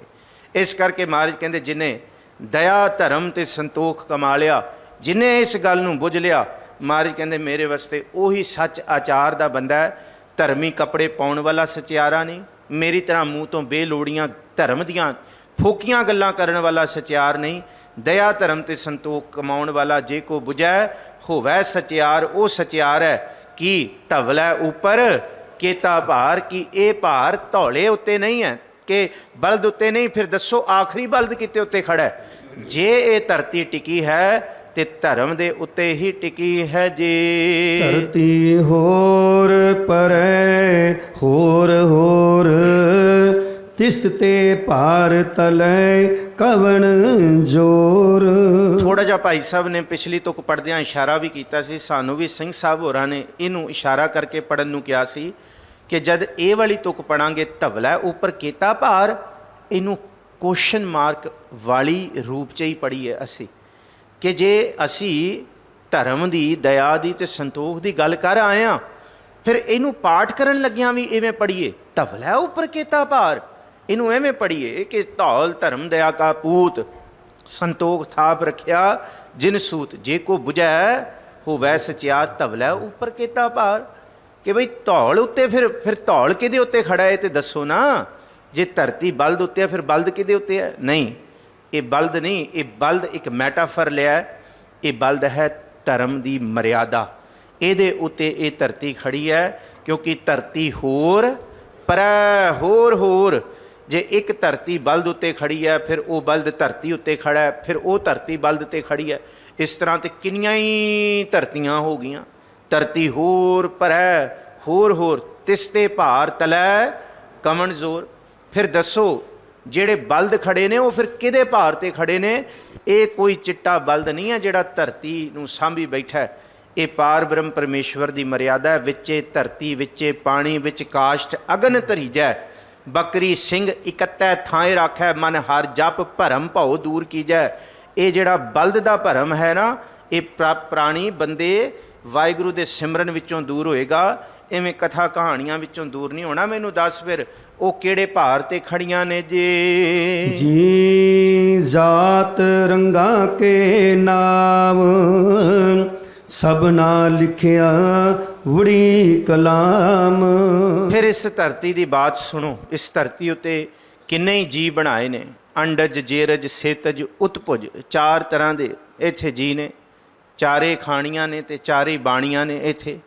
कि बाणियां का भी जिक्र पढ़ते हैं असी, बैखरी है, मदमाह बसंती है, पर इसी तरह अंडज जेरज सेतज उत्पुज। कोई अंडे विचों जम्मण वाले ने, कोई पसीने विचों जम्मण वाले ने, कोई उधर विचों जम्मण वाले ने, कोई धरती मिट्टी विचों जम्मण वाले ने। जी जात ते किन्ने तरह के उन्हां दे भेत ने, किन्ने क रंग ने, किन्नी वराइटियां दे इत्थे पशु पंछी कीड़े मकौड़े मक्खियां, किन्ने रंगां के नाम ते किन्ने वखरे वखरे रंग ने। एक दा रंग दूसरे नाल नहीं है, ते उत्थे ही नाम भी वखरे वखरे है उन्हां दे। किसी नूं मच्छर कहंदे आ, किसी नूं मक्खी कहंदे आ, किसी नूं पतंगा कहंदे आ, किसी नूं हाथी, किसी नूं घोड़ा, किसी नूं कुछ। जी जात रंगां के नाम सबना लिखिया बुड़ी कलाम। ते मनुख भी इत्थे जिन्ने ने इत्थे बहुत, क्योंकि एक वो जात वाले ने जिन्हां नूं रब चेते है, ते एक वो जात वाले ने जिन्होंने रब चेते नहीं। ये ना कहो कि कोई ब्राह्मण, कोई खतरी, कोई जट है, कोई शूदर है, कोई भापा है, कोई अरोड़ा है, कोई ये वाली जाता नहीं। खसम विसार हैं ते कमजात, रब नूं विसरन वाले कमजात ने, जिन्होंने रब चेते आया उन्होंने कर्म उच्चे ने। इस करके इत्थे मनुख भी वखरे वखरे ने, रब नूं चेते करन वाले ते रब तो भुले होए। इनू महाराज कहते जी जात रंगां के नाम सबना लिखिया वुड़ी कलाम। वुड़ी कहते वो कलम ਜਿਹੜੀ सदा असी जिस तरह करसिव राइटिंग लिखते हैं ना, करसिव राइटिंग नूं देसी भाषा 'च वुड़ी कलाम कहते हैं। कि कलम जद कागज़ उत्ते रखती जाए फिर वो चक्की नहीं जाती, फिर वो ऐ पूरा जद लिखिया जाता है तो फिर कलम चक्की जाती है। इनू वैसे उर्दू दे विच ये वुड़ी कलाम चलता सी, क्योंकि कलम फिर जद लिखण तो बाद आखिरी नुकते लाए जाते सी ते तां कलम चुकी जाती सी। नुकते कहंदे बिंदियां। इनू वुड़ी कलाम कहते कि जद सिर दे उत्ते सतगुर ने साडा दुख सुख लिखिया ना हुक्म, महाराज कहते इक्को कलम दे नाल बिना रुके। वुड़ी का मतलब बिना रुके। फिर महाराज कलम रुकनी क्यों सी? रुकनी इसलिए सी जो मेरे सिर ते लिखना सी वो किसी नूं पुछ के नहीं लिखिया। ਜੋ ਕਿਸੇ ਦੇ ਸਿਰ ਤੇ ਲਿਖਣਾ ਸੀ ਉਹ ਮੈਨੂੰ ਪੁੱਛ ਕੇ ਨਹੀਂ ਲਿਖਿਆ, ਦੱਸ ਬੰਦਿਆ ਕੀ ਲਿਖਾਂ ਇਹਦੇ ਸਿਰ ਤੇ। ਰੱਬ ਨੇ ਆਪ ਕਲਮ ਚਲਾਈ ਹੈ ਤੇ ਆਪ ਇੱਕੋ ਕਲਮ ਦੇ ਨਾਲ ਇੱਕੋ ਰੂਪ ਦੇ ਵਿੱਚ ਬਿਨਾਂ ਰੁਕੇ ਉਹ ਆਪ ਆਪਣੇ ਹੁਕਮ ਦੇ ਵਿੱਚ ਸਭ ਦੇ ਸਿਰ ਉੱਤੇ ਸਭਨਾ ਲਿਖਿਆ ਵੁੜੀ ਕਲਾਮ। ਇੱਕੋ ਜਿਹਾ ਭਾਵ ਕਿ ਇੱਕੋ ਕਲਮ ਦੇ ਨਾਲ ਕਲਾਮ ਲਿਖਿਆ ਹੈ ਜੀ। ਕਲਾਮ ਕਹਿੰਦੇ ਆ ਰੱਬੀ ਹੁਕਮ ਜੀ। ਇਹ ਲੇਖਾ ਲਿਖ ਜਾਣੈ ਕੋਏ, ਲੇਖਾ ਲਿਖਿਆ ਕੀਤਾ ਹੋਏ। ਤੇ ਇੱਥੇ ਗਿਆਨੀ ਧਿਆਨੀ ਬਹੁਤ ਆਉਣਗੇ, ਆਪਣੇ ਆਪ ਨੂੰ ਕੁਝ ਨਾ ਕੁਝ ਕਹਾਉਣ ਵਾਲੇ, ਮਹਾਨ ਕਹਾਉਣ ਵਾਲੇ, ਕੋਈ 108 ਕੋਈ 1008। ਤੇ ਇਹ ਉਹ ਕਹਿਣਗੇ ਜੀ ਇਹ ਤੇ ਅਸੀਂ ਵੀ ਲਿਖ ਲੈਂਦੇ ਆ, ਤੇਰੇ ਲੇਖੇ ਠੀਕ ਕਰਦਾ, ਆ ਮੈਂ ਤੇਰਾ ਇਹ ਠੀਕ ਕਰਦਾ, ਤੇਰੇ ਭਾਗਾਂ ਨੂੰ ਮੈਂ ਸਿੱਧਾ ਕਰਦਾ, ਤੇਰੀ ਕਿਸਮਤ ਠੀਕ ਕਰਦਾ। ਕੋਈ ਬੰਦਾ ਇਹ ਵੀ ਕਹੇ ਨਾ ਕਿ ਇਹ ਲੇਖਾ ਲਿਖ ਜਾਣਾ। ਕੋਈ ਕਹੇ ਕਿ ਮੈਨੂੰ ਲਿਖਣਾ ਆਂਦਾ ਲੇਖਾ, ਮੈਂ ਰੱਬ ਨੂੰ ਵੀ ਚੈਲੰਜ ਕਰ ਸਕਦਾ। ਮਹਾਰਾਜ ਕਹਿੰਦੇ ਜਦ ਕਲਮ ਚੱਕ ਕੇ ਲਿਖਣ ਲੱਗੇਗਾ ਨਾ, ਲੇਖਾ ਲਿਖਿਆ ਕੀਤਾ ਹੋਏ, ਫਿਰ ਉਹਨੂੰ ਪਤਾ ਲੱਗੇਗਾ ਕਿ ਇਹ ਲੇਖਾ ਮੈਂ ਕਿਵੇਂ ਲਿਖ ਸਕਦਾ। ਇਹ ਲੇਖਾ ਕੀਤਾ ਹੋਏ, ਇਸ ਲੇਖੇ ਦਾ ਤੇ ਅੰਤ ਨਹੀਂ। ਮੈਂ ਇੱਕ ਲਿਖਾਂਗਾ, ਸਤਿਗੁਰ 10 ਕਰੇਗਾ, ਰੱਬ 10 ਕਰੇਗਾ। ਮੈਂ 10 ਲਿਖਾਂਗਾ, ਉਹ 100 ਕਰੇਗਾ। ਮੈਂ 100 ਲਿਖਾਂਗਾ, ਉਹ ਅਗਨਤ ਕਰੇਗਾ। ਮਤਾ ਕਰੈ ਪੱਛਮ ਕੈ ਤਾਹੀਂ, ਪੂਰਬ ਹੀ ਲੈ ਜਾਤ, ਖਿਨ ਮੈਂ ਥਾਪ ਉਥਾਪਨ ਹਾਰਾ, ਆਪਨ ਹਾਥ ਮਤਾਂਤ ਵੁੜੀ ਕਲਾਮ। ਗੁਰੂ ਤੇਗ ਬਹਾਦਰ ਸਾਹਿਬ ਕਹਿੰਦੇ ਨਾ, ਹਰ ਕੀ ਗਤ ਨਾ ਕੋਊ ਜਾਣੈ, ਜੋਗੀ ਜਤੀ ਤਪੀ ਪਚ ਹਾਰੇ, ਅਰਬੋ ਲੋਕ ਸਿਆਣੇ, ਖਿਨ ਮੈਂ ਰਾਉ ਰੰਗ। ਇਸ ਬਾਰੇ ਸੰਪਰਦਾਇ ਟੀਕੇ ਵਾਲੇ ਕਹਿੰਦੇ ਜਦ ਉਪਨਿਸ਼ਦਾਂ ਨੂੰ ਬਣਾਇਆ ਗਿਆ ਨਾ, ਪਹਾੜਾਂ ਦੀ ਕੰਦਰਾਂ ਦੇ ਵਿੱਚ ਰਿਸ਼ੀਆਂ ਨੇ ਹਜ਼ਾਰਾਂ ਸਾਲ ਤਪ ਕਰਕੇ ਜਦ ਲਿਖਣਾ ਸ਼ੁਰੂ ਕੀਤਾ, ਕਿਸੇ ਨੇ ਲਿਖਿਆ ਕਿ ਸ੍ਰਿਸ਼ਟੀ ਇਵੇਂ ਬਣੀ ਹੈ। ਕੋਈ ਕਹਿੰਦਾ ਜੀ ਚੌਰਸ ਹੈ, ਕੋਈ ਕਹਿੰਦਾ ਗੋਲ ਹੈ, ਕੋਈ ਕਹਿੰਦਾ ਪਹਿਲਾਂ ਆਦਮ ਆਇਆ, ਫਲਾਣਾ ਆਇਆ, ਢਿਮਕਾ ਆਇਆ, ਇਹ ਇੰਨੇ ਸਾਲ ਜਿਉਣ ਵਾਲੀ ਹੈ, ਇਹ ਇਵੇਂ ਰਹੇਗੀ। ਮਹਾਰਾਜ ਕਹਿੰਦੇ ਇਹ ਸਭ ਨੇ ਲਿਖਣ ਦਾ ਯਤਨ ਕੀਤਾ ਪਰ ਪੂਰਨ ਕੋਈ ਨਹੀਂ ਲਿਖ ਸਕਿਆ। ਇਹਦਾ ਅੱਗੇ ਜ਼ਿਕਰ ਆਏਗਾ ਕਿ ਵੇਲ ਨਾ ਪਾਈਆਂ ਪੰਡਤੀ, ਜਾਂ ਅੱਗੇ ਪੜਾਂਗੇ ਵਕਤ ਨਾ ਪਾਇਓ ਕਾਦੀਆਂ ਦਾ ਵੀ ਜ਼ਿਕਰ ਕੀਤਾ ਹੈ, ਤੇ ਪੰਡਤਾਂ ਦਾ ਭਾਵ ਵੇਦਾਂ ਨੂੰ ਤੇ ਕਤੇਬਾਂ ਨੂੰ ਵੀ ਜ਼ਿਕਰ ਕੀਤਾ ਹੈ। ਲੇਖਾ ਲਿਖਿਆ ਕੀਤਾ ਹੋਏ, ਧਰਮ ਗ੍ਰੰਥਾਂ ਦੇ ਵਿੱਚ ਲੇਖੇ ਨੂੰ ਲਿਖਣ ਦੇ ਯਤਨ ਕੀਤੇ ਗਏ ਨੇ, ਪਰ ਇਹ ਲੇਖਾ ਕੀਤਾ ਹੋਏ ਭਾਵ ਕਿੱਡਾ ਕੁ ਵੱਡਾ ਹੈ ਇਹ ਕੋਈ ਜਾਣ ਨਹੀਂ ਸਕਿਆ ਜੀ। ਕੀਤਾ ਤਾਣ ਸਵਾਲਿਓ ਰੂਪ, ਕੀਤੀ ਦਾਤ ਜਾਣੈ ਕੌਣ ਕੂਤ। ਉਹਦੀ ਤਾਕਤ ਕਿੰਨੀ ਹੈ ਕੌਣ ਜਾਣ ਸਕਿਆ, ਕੋਈ ਨਹੀਂ ਜੰਮਿਆ ਉਹਦੀ ਤਾਕਤ ਨੂੰ ਜਾਣਨ ਵਾਲਾ। ਤੇ ਉਹ ਕਿੰਨਾ ਸਵਾਲਿਓ, ਕਿੰਨਾ ਸੋਹਣਾ ਹੈ, ਕਿੰਨਾ ਕੁ ਅਗਮੀ ਹੈ, ਕਿੰਨਾ ਕੁ ਬੇਅੰਤ ਹੈ, ਕਿੰਨਾ ਕੁ ਉਹ ਵਿਸਮਾਦੀ ਹੈ, ਕੌਣ ਜਾਣ ਸਕਿਆ। ਨਾ ਉਹਦੀ ਤਾਕਤ ਨੂੰ ਤੇ ਨਾ ਉਹਦੇ ਰੂਪ ਨੂੰ। ਕਿੰਨਾ ਕੁ ਉਹਦਾ ਰੂਪ ਵੱਡਾ ਕਿ ਸੋਹਣਾ ਹੈ ਤੇ ਕਿੰਨੀ ਕੁ ਤਾਕਤ ਅਸੀਮ ਹੈ। ਕੋਈ ਜੰਮਿਆ ਨਹੀਂ। ਕੇਤਾ ਤਾਣ ਦਾ ਮਤਲਬ ਮੈਂ ਤਾਣ ਦੀਵਾਨ ਤੂੰ ਹੈ ਮੇਰੇ ਸੁਆਮੀ, ਕਿਉਂਕਿ ਤਾਕਤ ਤੇਰੀ, ਮੈਂ ਤੁਝੇ ਆਗੈ ਅਰਦਾਸ, ਤੂੰ ਸਭ ਕੁਝ ਕਰਨ ਵਾਲਾ ਹੈ, ਸਭ ਤੋਂ ਤਾਕਤਵਰ ਤੂੰ ਹੈ। ਕੇਤਾ ਤਾਣ ਸਵਾਲਿਓ ਦਾ ਮਤਲਬ ਸੋਹਣਾ, ਸੁੰਦਰ, ਸ਼ੋਭਾ ਵਾਲਾ, ਸਿਫਤ ਕਰਨ ਵਾਲਾ। ਤੇ ਇੱਥੇ ਸਿਫਤ ਗਾਉਣ ਵਾਲੇ ਜਿਹਵਾ ਏਕ ਕਵਨ ਗੁਣ ਕਹੀ ਹੈ, ਬੇਸ਼ੁਮਾਰ ਬੇਅੰਤ ਸੁਆਮੀ ਤੇਰੋ ਅੰਤ ਨਾ। ਤੇ ਕਿੰਨਾ ਕੁ ਸੋਹਣਾ ਹੈ। ਹਾਂ ਇੰਨਾ ਸੋਹਣਾ ਹੈ, ਉਹਦੀਆਂ ਅੱਖਾਂ ਨੂੰ ਵੇਖਦਿਆਂ ਸਾਰ ਅੰਦਰ ਮੁਸ਼ਤਾਕ ਪੈਦਾ ਹੋ ਗਿਆ ਕਿ ਨੈਣ ਪਸੰਦੋ ਸੋਏ। ਉਹਦੇ ਨੈਣਾਂ ਨੂੰ ਵੇਖ ਕੇ ਮੇਰੇ ਨੈਣ ਐਨ ਵਿਸਮਾਦ ਹੋ ਗਏ, ਹੁਣ ਖੁੱਲਦੇ ਹੀ ਨਹੀਂ। ਕਹਿੰਦੇ ਕਿੰਨੇ ਕੁ ਸੋਹਣੇ ਨੇ, ਉਹਦਾ ਰੂਪ ਕਿੰਨਾ। ਕਹਿੰਦੇ ਉਹ ਵੇਖ ਕੇ ਪੇਖ ਮੁਸ਼ਤਾਕ ਪਈ। ਕਹਿੰਦੇ ਉਸ ਤੋਂ ਬਾਅਦ ਮੈਂ ਵਿਸਮਾਦ ਹੋ ਗਿਆ, ਮੈਂ ਕੀ ਦੱਸਾਂ, ਮੈਂ ਤੇ ਪੂਰਾ ਦੇਖ ਨਹੀਂ ਸਕਿਆ। ਸੁਪਨੇ ਆਇਆ ਭੀ ਗਿਆ, ਮੈਂ ਜਲ ਭਰਿਆ ਰੋਏ, ਪਹੁੰਚ ਨਾ ਸਕਾਂ ਤੁਝ ਕਨ ਪਿਆਰੇ, ਭੇਜ ਨਾ ਸਕਾਂ ਕੋਏ। ਮੈਂ ਇੱਕ ਝਲਕਾਰਾ ਲਿਆ ਤੇ ਮੈਂ ਹੁਣ ਜ਼ਾਰ ਰੋ ਰਿਹਾ ਕਿ ਮੈਂ ਵੇਖਿਆ ਕਿਉਂ ਨਹੀਂ ਉਹਨੂੰ ਪੂਰੇ ਰੂਪ ਦੇ ਵਿੱਚ। ਹੁਣ ਮੈਂ ਉਹਦੇ ਤੱਕ ਪਹੁੰਚ ਨਹੀਂ ਸਕਦਾ, ਮੈਂ ਕਿਹਨੂੰ ਭੇਜਾਂ ਕਿ ਜਾ ਕੇ ਮੇਰੋ ਸੁੰਦਰ ਕਹੋ ਮਿਲੇ ਕਿਤ ਗਲੀ। ਕਿ ਕਿੱਥੇ ਮਿਲੇਗਾ ਉਹ ਸੁੰਦਰ, ਕਿੰਨਾ ਸੋਹਣਾ। ਉਹ ਅਤ ਸੁੰਦਰ ਮਨ ਮੋਹਣਾ, ਘੱਟ ਸੋਹਣਾ, ਘੱਟ ਹਿਰਦੇ 'ਚ ਕਿੰਨਾ ਕੁ ਸੋਹਣਾ ਲੱਗਿਆ। ਪ੍ਰਾਣ ਆਧਾਰਾ ਰਾਮ, ਕਿੰਨਾ ਕੁ ਸੋਹਣਾ ਹੈ। ਕੇਤਾ ਤਾਣ ਉਹਦੀ ਤਾਕਤ ਕਿੰਨੀ ਵੱਡੀ ਹੈ, ਉਹ ਕਿੰਨਾ ਕੁ ਸੋਹਣਾ ਹੈ। ਕੇਤਾ ਤਾਣ ਸਵਾਲਿਓ ਰੂਪ, ਕੀਤੀ ਦਾਤ ਜਾਣੈ ਕੌਣ ਕੂਤ। ਕੂਤ ਲਫ਼ਜ਼ ਆਇਆ ਕੁੰਤ। ਕੁੰਤ ਲਫ਼ਜ਼ ਸੰਸਕ੍ਰਿਤ ਦਾ ਹੈ, ਜਿਹਨੂੰ ਕਹਿੰਦੇ ਇੰਚੀ ਟੇਪ ਦੇ ਨਾਲ ਮਿਣਨਾ। ਕੁੰਤ ਇਹਨੂੰ ਕਹਿੰਦੇ ਆ ਕੂਤ, ਕਿ ਕੌਣ ਮਿਣ ਸਕਦਾ ਹੈ ਕਿ ਉਹਦੀ ਦਾਤ, ਉਹਦੀ ਤਾਕਤ, ਉਹਦੀ ਸਮਰੱਥਾ, ਉਹ ਕਿੱਡਾ ਕੁ ਵੱਡਾ ਹੈ। ਉਗਵਣੋਂ ਤੇ ਆਥਵਣੋਂ, ਕਿ ਸੂਰਜ ਉਗਣ ਤੋਂ ਲੈ ਕੇ ਇੱਥੇ ਛੁਪਣ ਤੱਕ ਇੰਨਾ ਵੱਡਾ ਹੈ। ਉਹਦਾ ਕੋਈ ਅੰਤ ਨਹੀਂ ਪਾ ਸਕਦਾ। ਕੀਤੀ ਦਾਤ, ਕਿਹੜੀਆਂ ਦਾਤਾਂ ਉਹ ਦੇਣ ਵਾਲਾ ਹੈ। ਜਾਣੈ ਕੌਣ ਕੂਤ, ਕਿਹੜਾ ਮਿਣ ਕੇ ਜਾਣੇਗਾ। ਇਹਨੂੰ ਹੀ ਤੇ ਭਾਈ ਨੰਦ ਲਾਲ ਕਹਿੰਦੇ ਨਾ, ਬਰਦੋ ਆਲਮ ਸ਼ਾਹ। ਹੁਣ ਕੁੰਤ ਕਹਿੰਦੇ ਆ ਸੰਸਕ੍ਰਿਤ 'ਚ ਇੰਚੀ ਟੇਪ ਨੂੰ, ਅਤੇ ਫਾਰਸੀ ਦੇ ਵਿੱਚ ਅਰਬੀ 'ਚ ਮਿਣਨ ਦੀ ਜਿਹੜੀ ਇੱਕ ਗਿਣਤੀ ਹੈ ਉਹਨੂੰ ਬਰ ਕਹਿੰਦੇ ਆ। ਪੁਰਾਣੇ ਸਮੇਂ 'ਚ ਕਿੰਨੇ ਬਰ ਦਾ ਕੱਪੜਾ ਹੈ ਭਾਈ, ਆਹ ਦੱਸੀ ਇਹਦਾ ਬਰ ਵੱਡਾ ਹੈ ਜਾਂ ਛੋਟਾ ਹੈ। ਕੌਣ ਦੱਸ ਸਕਦਾ ਹੈ? ਬਰਦੋ ਆਲਮ ਸ਼ਾਹ, ਕਿ ਗੁਰੂ ਗੋਬਿੰਦ ਸਿੰਘ ਤੈਨੂੰ ਮੈਂ ਮਿਣਨ ਲੱਗਾ, ਤੂੰ ਤੇ 2 ਆਲਮਾਂ ਦਾ ਸ਼ਾਹ ਹੈ, ਮੇਰੀ ਤਾਂ ਏਡੀ ਕੁ ਮੇਰੇ ਕੋਲ ਮਿਣਨ ਦੀ ਤੇ ਤਾਕਤ ਨਹੀਂ ਹੈ। ਕੌਣ ਬਰ ਸਕਦਾ ਤੈਨੂੰ? ਕੀਤੀ ਦਾਤ ਜਾਣੈ ਕੌਣ ਕੂਤ, ਕਿਹੜਾ ਮਿਣ ਸਕਦਾ ਵਾਹਿਗੁਰੂ ਤੇਰੀ ਦਾਤ, ਤੇਰੀ ਤਾਕਤ, ਤੇਰੀ ਸੁੰਦਰਤਾ। ਤੇਰਾ ਤੇ ਅੰਤ ਨਹੀਂ ਹੈ, ਬਸ ਕਿਨਹੀ ਤੇਰਾ ਅੰਤ ਨਾ ਪਾਇਆ, ਪਰਾਂ ਤੋਂ ਪਰਾਂ ਹੈ ਵਾਹਿਗੁਰੂ ਜੀ। ਕੀਤਾ ਪਸਾਓ ਏਕੋ ਕਵਾਓ, ਤਿਸਤੇ ਹੋਏ ਲੱਖ ਦਰਿਆਓ। ਤੇ 2-4 ਗਿਆਨ ਧਿਆਨ ਦੀਆਂ ਗੱਲਾਂ ਯਾਦ ਕਰਕੇ ਇਹ ਨਾ ਸੋਚੀ ਕਿ ਰੱਬ ਜੇ ਮੈਂ ਹਾਂ ਤੇ ਤੈਨੂੰ ਪੂਜਣ ਵਾਲੇ ਵੀ ਹੈਗੇ ਮੇਰੇ ਕਰਕੇ, ਤੇ 4 ਪੈਸੇ 4 ਟਕੇ ਵੱਧ ਹੋ ਜਾਣ, ਤੇ ਇਹ ਨਾ ਸੋਚੀ ਮੇਰੇ ਕੋਲ ਤਾਕਤ ਹੋ ਗਈ, ਮੈਂ ਬੜਾ ਵੱਡਾ ਦਾਤਾ ਹੋ ਗਿਆ। ਇਹ ਨਾ ਸੋਚ ਲਈਏ ਥੋੜ੍ਹੀ ਜਿਹੀ ਸਮਰੱਥਾ ਆ ਗਈ ਸਾਡੇ ਅੰਦਰ ਕਿ ਥੋੜ੍ਹਾ ਜਿਹਾ ਤੁਰਨ ਫਿਰਨ ਅਸੀਂ ਆਪਣੇ ਆਪ ਨੂੰ ਵੱਡਾ ਕਹਿਣ ਲੱਗ ਗਏ, ਅਤੇ ਆਪਣੇ ਆਪ ਦੀ ਹੁੱਜਤ ਸਾਡੇ ਤੋਂ ਬਰਦਾਸ਼ਤ ਹੀ ਨਹੀਂ ਹੁੰਦੀ। ਆਪਣੀ ਚੱਦਰ 'ਚ ਪੈਰ ਨਹੀਂ ਪਸਾਰੇ ਜਾ ਰਹੇ ਸਾਡੇ ਤੋਂ। ਮਹਾਰਾਜ ਕਹਿੰਦੇ ਉਹ ਐਡਾ ਕੁ ਤਾਕਤਵਰ ਹੈ, ਸੁਣ ਉਹਦੀ ਤਾਕਤ। ਕਹਿੰਦੇ ਉਹਨੇ ਇੱਕ ਕੀਤੀ ਨਾ, ਜਿਹਨੂੰ ਕਹਿੰਦੇ ਆ ਆਵਾਜ਼, ਬਸ ਇੱਕ ਮਾੜਾ ਜਿਹਾ ਕੁੰਨ ਕੀਤਾ ਉਹਨੇ, ਕਿ ਜਿਸ ਆਵਾਜ਼ ਨੂੰ ਕੋਈ ਕਹੇ ਮੈਂ ਸੁਣਿਆ ਜਾਂ ਨਹੀਂ ਸੁਣਿਆ, ਉਹ ਨਾ ਸੁਣਨ ਵਾਲੀ ਵੀ ਆਵਾਜ਼ ਦੇ ਨਾਲ ਉਹਨੇ ਸ੍ਰਿਸ਼ਟੀ ਪੈਦਾ ਕਰਤੀ। ਉਹ ਐਡਾ ਹੀ ਹੈ ਕਿ ਉਹਨੇ, ਅਸੀਂ ਤੇ ਆਵਾਜ਼ ਮਾਰਦੇ ਹਾਂ ਤੇ ਜ਼ੋਰ ਲਾ ਕੇ ਮਾਰਦੇ ਹਾਂ ਕਿ ਸੁਣ ਤਾਂ ਸਹੀ, ਪਰ ਉਹਦੀ ਆਵਾਜ਼ ਤੇ ਕਵਾਓ ਹੈ ਕਿ ਹੋ ਸਕਦਾ ਉਹ ਅੰਦਰੋਂ ਹੀ ਨਿਕਲੀ ਹੋਈ ਉਹਦੇ, ਪਰ ਉਹਦੀ ਅੰਦਰ ਦੀ ਆਵਾਜ਼ ਨਹੀਂ ਸਾਰੀ ਸ੍ਰਿਸ਼ਟੀਆਂ ਨੂੰ ਪੈਦਾ ਕਰਕੇ ਰੱਖਦਾ। ਐਡਾ ਤਾਕਤਵਰ ਹੈ। ਸੁਣੋ ਗੁਰੂ ਨਾਨਕ ਸਾਹਿਬ ਕਹਿੰਦੇ ਤੂੰ ਕੌਣ ਹੈ? ਜਿਹਨੂੰ ਨਿਊਟਨ ਕਹਿੰਦਾ ਨਾ ਮੈਂ ਸਮੁੰਦਰ ਦੇ ਕੰਢੇ ਪਹੁੰਚਿਆ ਤੇ ਐਡਾ ਵਿਸ਼ਾਲ ਸਮੁੰਦਰ ਦੇਖਿਆ, ਕਹਿੰਦੇ ਫਿਰ ਮੇਰੀ ਨਜ਼ਰ ਰੇਤੇ ਦੇ ਵੱਲ ਗਈ ਤੇ ਰੇਤ ਦਾ ਇੱਕ ਕਣ ਚੱਕ ਕੇ ਮੈਂ ਕਿਹਾ ਇਹ ਮੇਰਾ ਗੁਣ ਹੈ, ਤੇ ਬਾਕੀ ਜਿੰਨੇ ਇਹ ਰੇਤੇ ਖਿਲਰੇ ਪਏ ਨੇ ਇਹ ਮੇਰੇ ਅਵਗੁਣ ਨੇ, ਜਿਹੜਾ ਮੈਂ ਸਮਝੀ ਬੈਠਾ ਮੈਂ ਇਹ ਹਾਂ।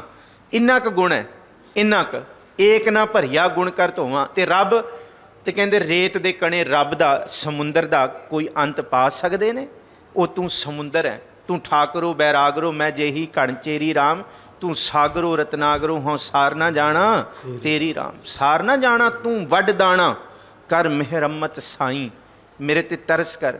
ਇਸ ਕਰਕੇ ਤੇਰੀ ਤਾਕਤ ਸੁਣ ਕਿੰਨੀ ਵੱਡੀ ਹੈ। ਮਹਾਰਾਜ ਕਹਿੰਦੇ ਕੀਤਾ ਪਸਾਓ ਏਕੋ ਕਵਾਓ, ਕਵਾਓ ਕੁਨ ਕਹਿੰਦੇ ਆ ਇੱਕੋ ਆਵਾਜ਼ ਜਿਹਦੇ ਨਾਲ, ਜਿਹਨੂੰ ਸ਼ਬਦ ਆਖਿਆ। ਉਤਪਤ ਪਰਲੋ ਸ਼ਬਦ ਹੈ ਹੋਵੇ, ਸ਼ਬਦ ਹੈ ਹੀ ਫਿਰ ਉਪਤ ਹੋਵੇ। ਉਹ ਬਣਾਉਣ ਵਾਲਾ ਐਂ ਚੁਟਕੀ ਮਾਰਨੀ ਵੀ ਬੜੀ ਦੂਰ ਦੀ ਗੱਲ ਹੈ। ਕਵਾਓ ਕਹਿੰਦੇ ਫੁਰਨਾ ਲੈਣਾ।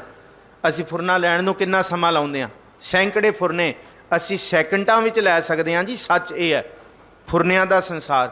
ਉਹਨੇ ਫੁਰਨਾ ਲਿਆ ਤੇ ਸਾਰੀ ਸ੍ਰਿਸ਼ਟੀ ਬਣ ਗਈ, ਤੇ ਉਹਨੂੰ ਖ਼ਤਮ ਕਰਨ ਲੱਗਿਆ ਕੋਈ ਜ਼ੋਰ ਨਹੀਂ ਲੱਗਣਾ, ਉਹਨੇ ਫੁਰਨਾ ਲੈਣਾ ਤੇ ਬਸ।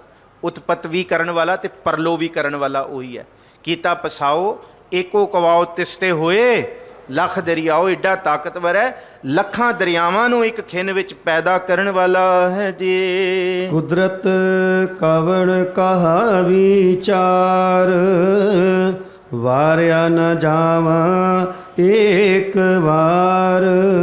ਕੁਦਰਤ ਕਵਣ ਕਹਾ ਵਿਚਾਰ, ਕਿਹੜਾ ਜੰਮਿਆ ਕਿ ਤੇਰੀ ਬਣਾਈ ਕੁਦਰਤ ਦੀ ਵੀ ਵਿਚਾਰ, ਤੇਰੀ ਤਾਕਤ ਦੀ ਵਿਚਾਰ। ਤੇਰੀ ਵਿਚਾਰ ਤੇ ਵਾਹਿਗੁਰੂ ਅਸੀਂ ਤੇ ਛੱਡ ਹੀ ਦਿੱਤੀ ਹੈ, ਨਹੀਂ ਕੀਤੀ। ਮੈਂ ਕੋਈ ਬਣੀ ਨਹੀਂ, ਕੋਈ ਇੰਚੀ ਟੇਪ ਨਹੀਂ ਬਣਾ ਸਕਿਆ ਕਿ ਤੇਰੀ ਵਿਸ਼ਾਲਤਾ ਕਿੰਨੀ ਹੈ। ਕਿ ਕੋਈ ਮੈਂ ਕੋਈ ਦੱਸਾਂ, ਕਿਵੇਂ ਦੱਸਾਂ ਕਿ ਕੀਤੀ ਦਾਤ ਜਾਣੈ ਕੌਣ ਕੂਤ। ਕੋਈ ਹੈ ਹੀ ਨਹੀਂ ਕੋਈ ਮਿੰਨਣ ਵਾਸਤੇ ਕਿ ਜੈਸਾ ਤੂੰ ਤੈਸਾ ਤੂੰ ਹੀ ਕਿਆ ਉਪਮਾ ਦੀਜੈ। ਕਿਵੇਂ ਬਿਆਨ ਕਰੀਏ, ਕੋਈ ਤੇਰਾ ਅੰਤ ਨਹੀਂ ਪਾ ਸਕਦਾ। ਕੁਦਰਤ ਕਵਣ ਕਹਾ ਵਿਚਾਰ, ਤੇਰੀ ਕੁਦਰਤ ਦੀ ਕੌਣ ਵਿਚਾਰ ਕਰ ਸਕਦਾ? ਕੀ ਵਿਚਾਰ ਕਰਾਂ? ਵਾਰਿਆ ਨਾ ਜਾਵਾਂ ਏਕ ਵਾਰ। ਅਸੀਂ ਆਪਣੇ ਬੱਚਿਆਂ ਤੋਂ ਵਾਰਨਾ ਕਰਦੇ ਹਾਂ ਖੁਸ਼ੀ ਦੇ ਵਿੱਚ। ਕੋਈ ਕੁਝ ਵਾਰਨਾ ਕਰਦਾ, ਕੋਈ ਕੁਝ ਵਾਰਨਾ ਕਰਦਾ, ਕੋਈ 100 ਵਾਰਦਾ, ਕੋਈ 1000 ਵਾਰਦਾ, ਕੋਈ 5000। ਗੁਰੂ ਨਾਨਕ ਸਾਹਿਬ ਨੇ ਦੱਸਿਆ ਲੱਖ ਲੱਖ ਰੁਪਏ ਵਾਰਨ ਦੀ ਵੀ ਗੱਲ ਕੀਤੀ ਹੈ। ਐਮਨਾਬਾਦ ਦੀ ਕੁੜੀਆਂ ਵਿਆਹ ਕੇ ਆਉਂਦੀਆਂ, ਜਦ ਐਮਨਾਬਾਦ ਵੱਲ ਵਿਆਹ ਕੇ ਆਉਂਦੀਆਂ ਸਨ, ਕਿ ਐਮਨਾਬਾਦ ਦੀਆਂ ਬਹੂਆਂ 1 ਲੱਖ ਲੈਣ ਬਹਿਟੀਆਂ, ਲੱਖ ਲੈਣ ਖਰੀਆਂ, ਗਰੀ ਛੁਆਰੇ ਖਾਂਦੀਆਂ, ਮਾਣ ਐਸੇ ਜਣੀਆਂ, 3 ਗਲ ਸਿਲਕਾਂ ਪਾਈਆਂ, ਟੂਟਨ ਮੋਤ ਸਰੀਆਂ। ਵਾਰਨਾ ਕੀਤਾ ਜਾਂਦਾ, ਇੰਨੇ ਦਾ ਵਾਰਨਾ, ਇੰਨੇ ਦਾ ਵਾਰਨਾ, ਇੰਨੇ ਦਾ ਵਾਰਨਾ। मैं इन्नी वार वारना कर लिया तेरा।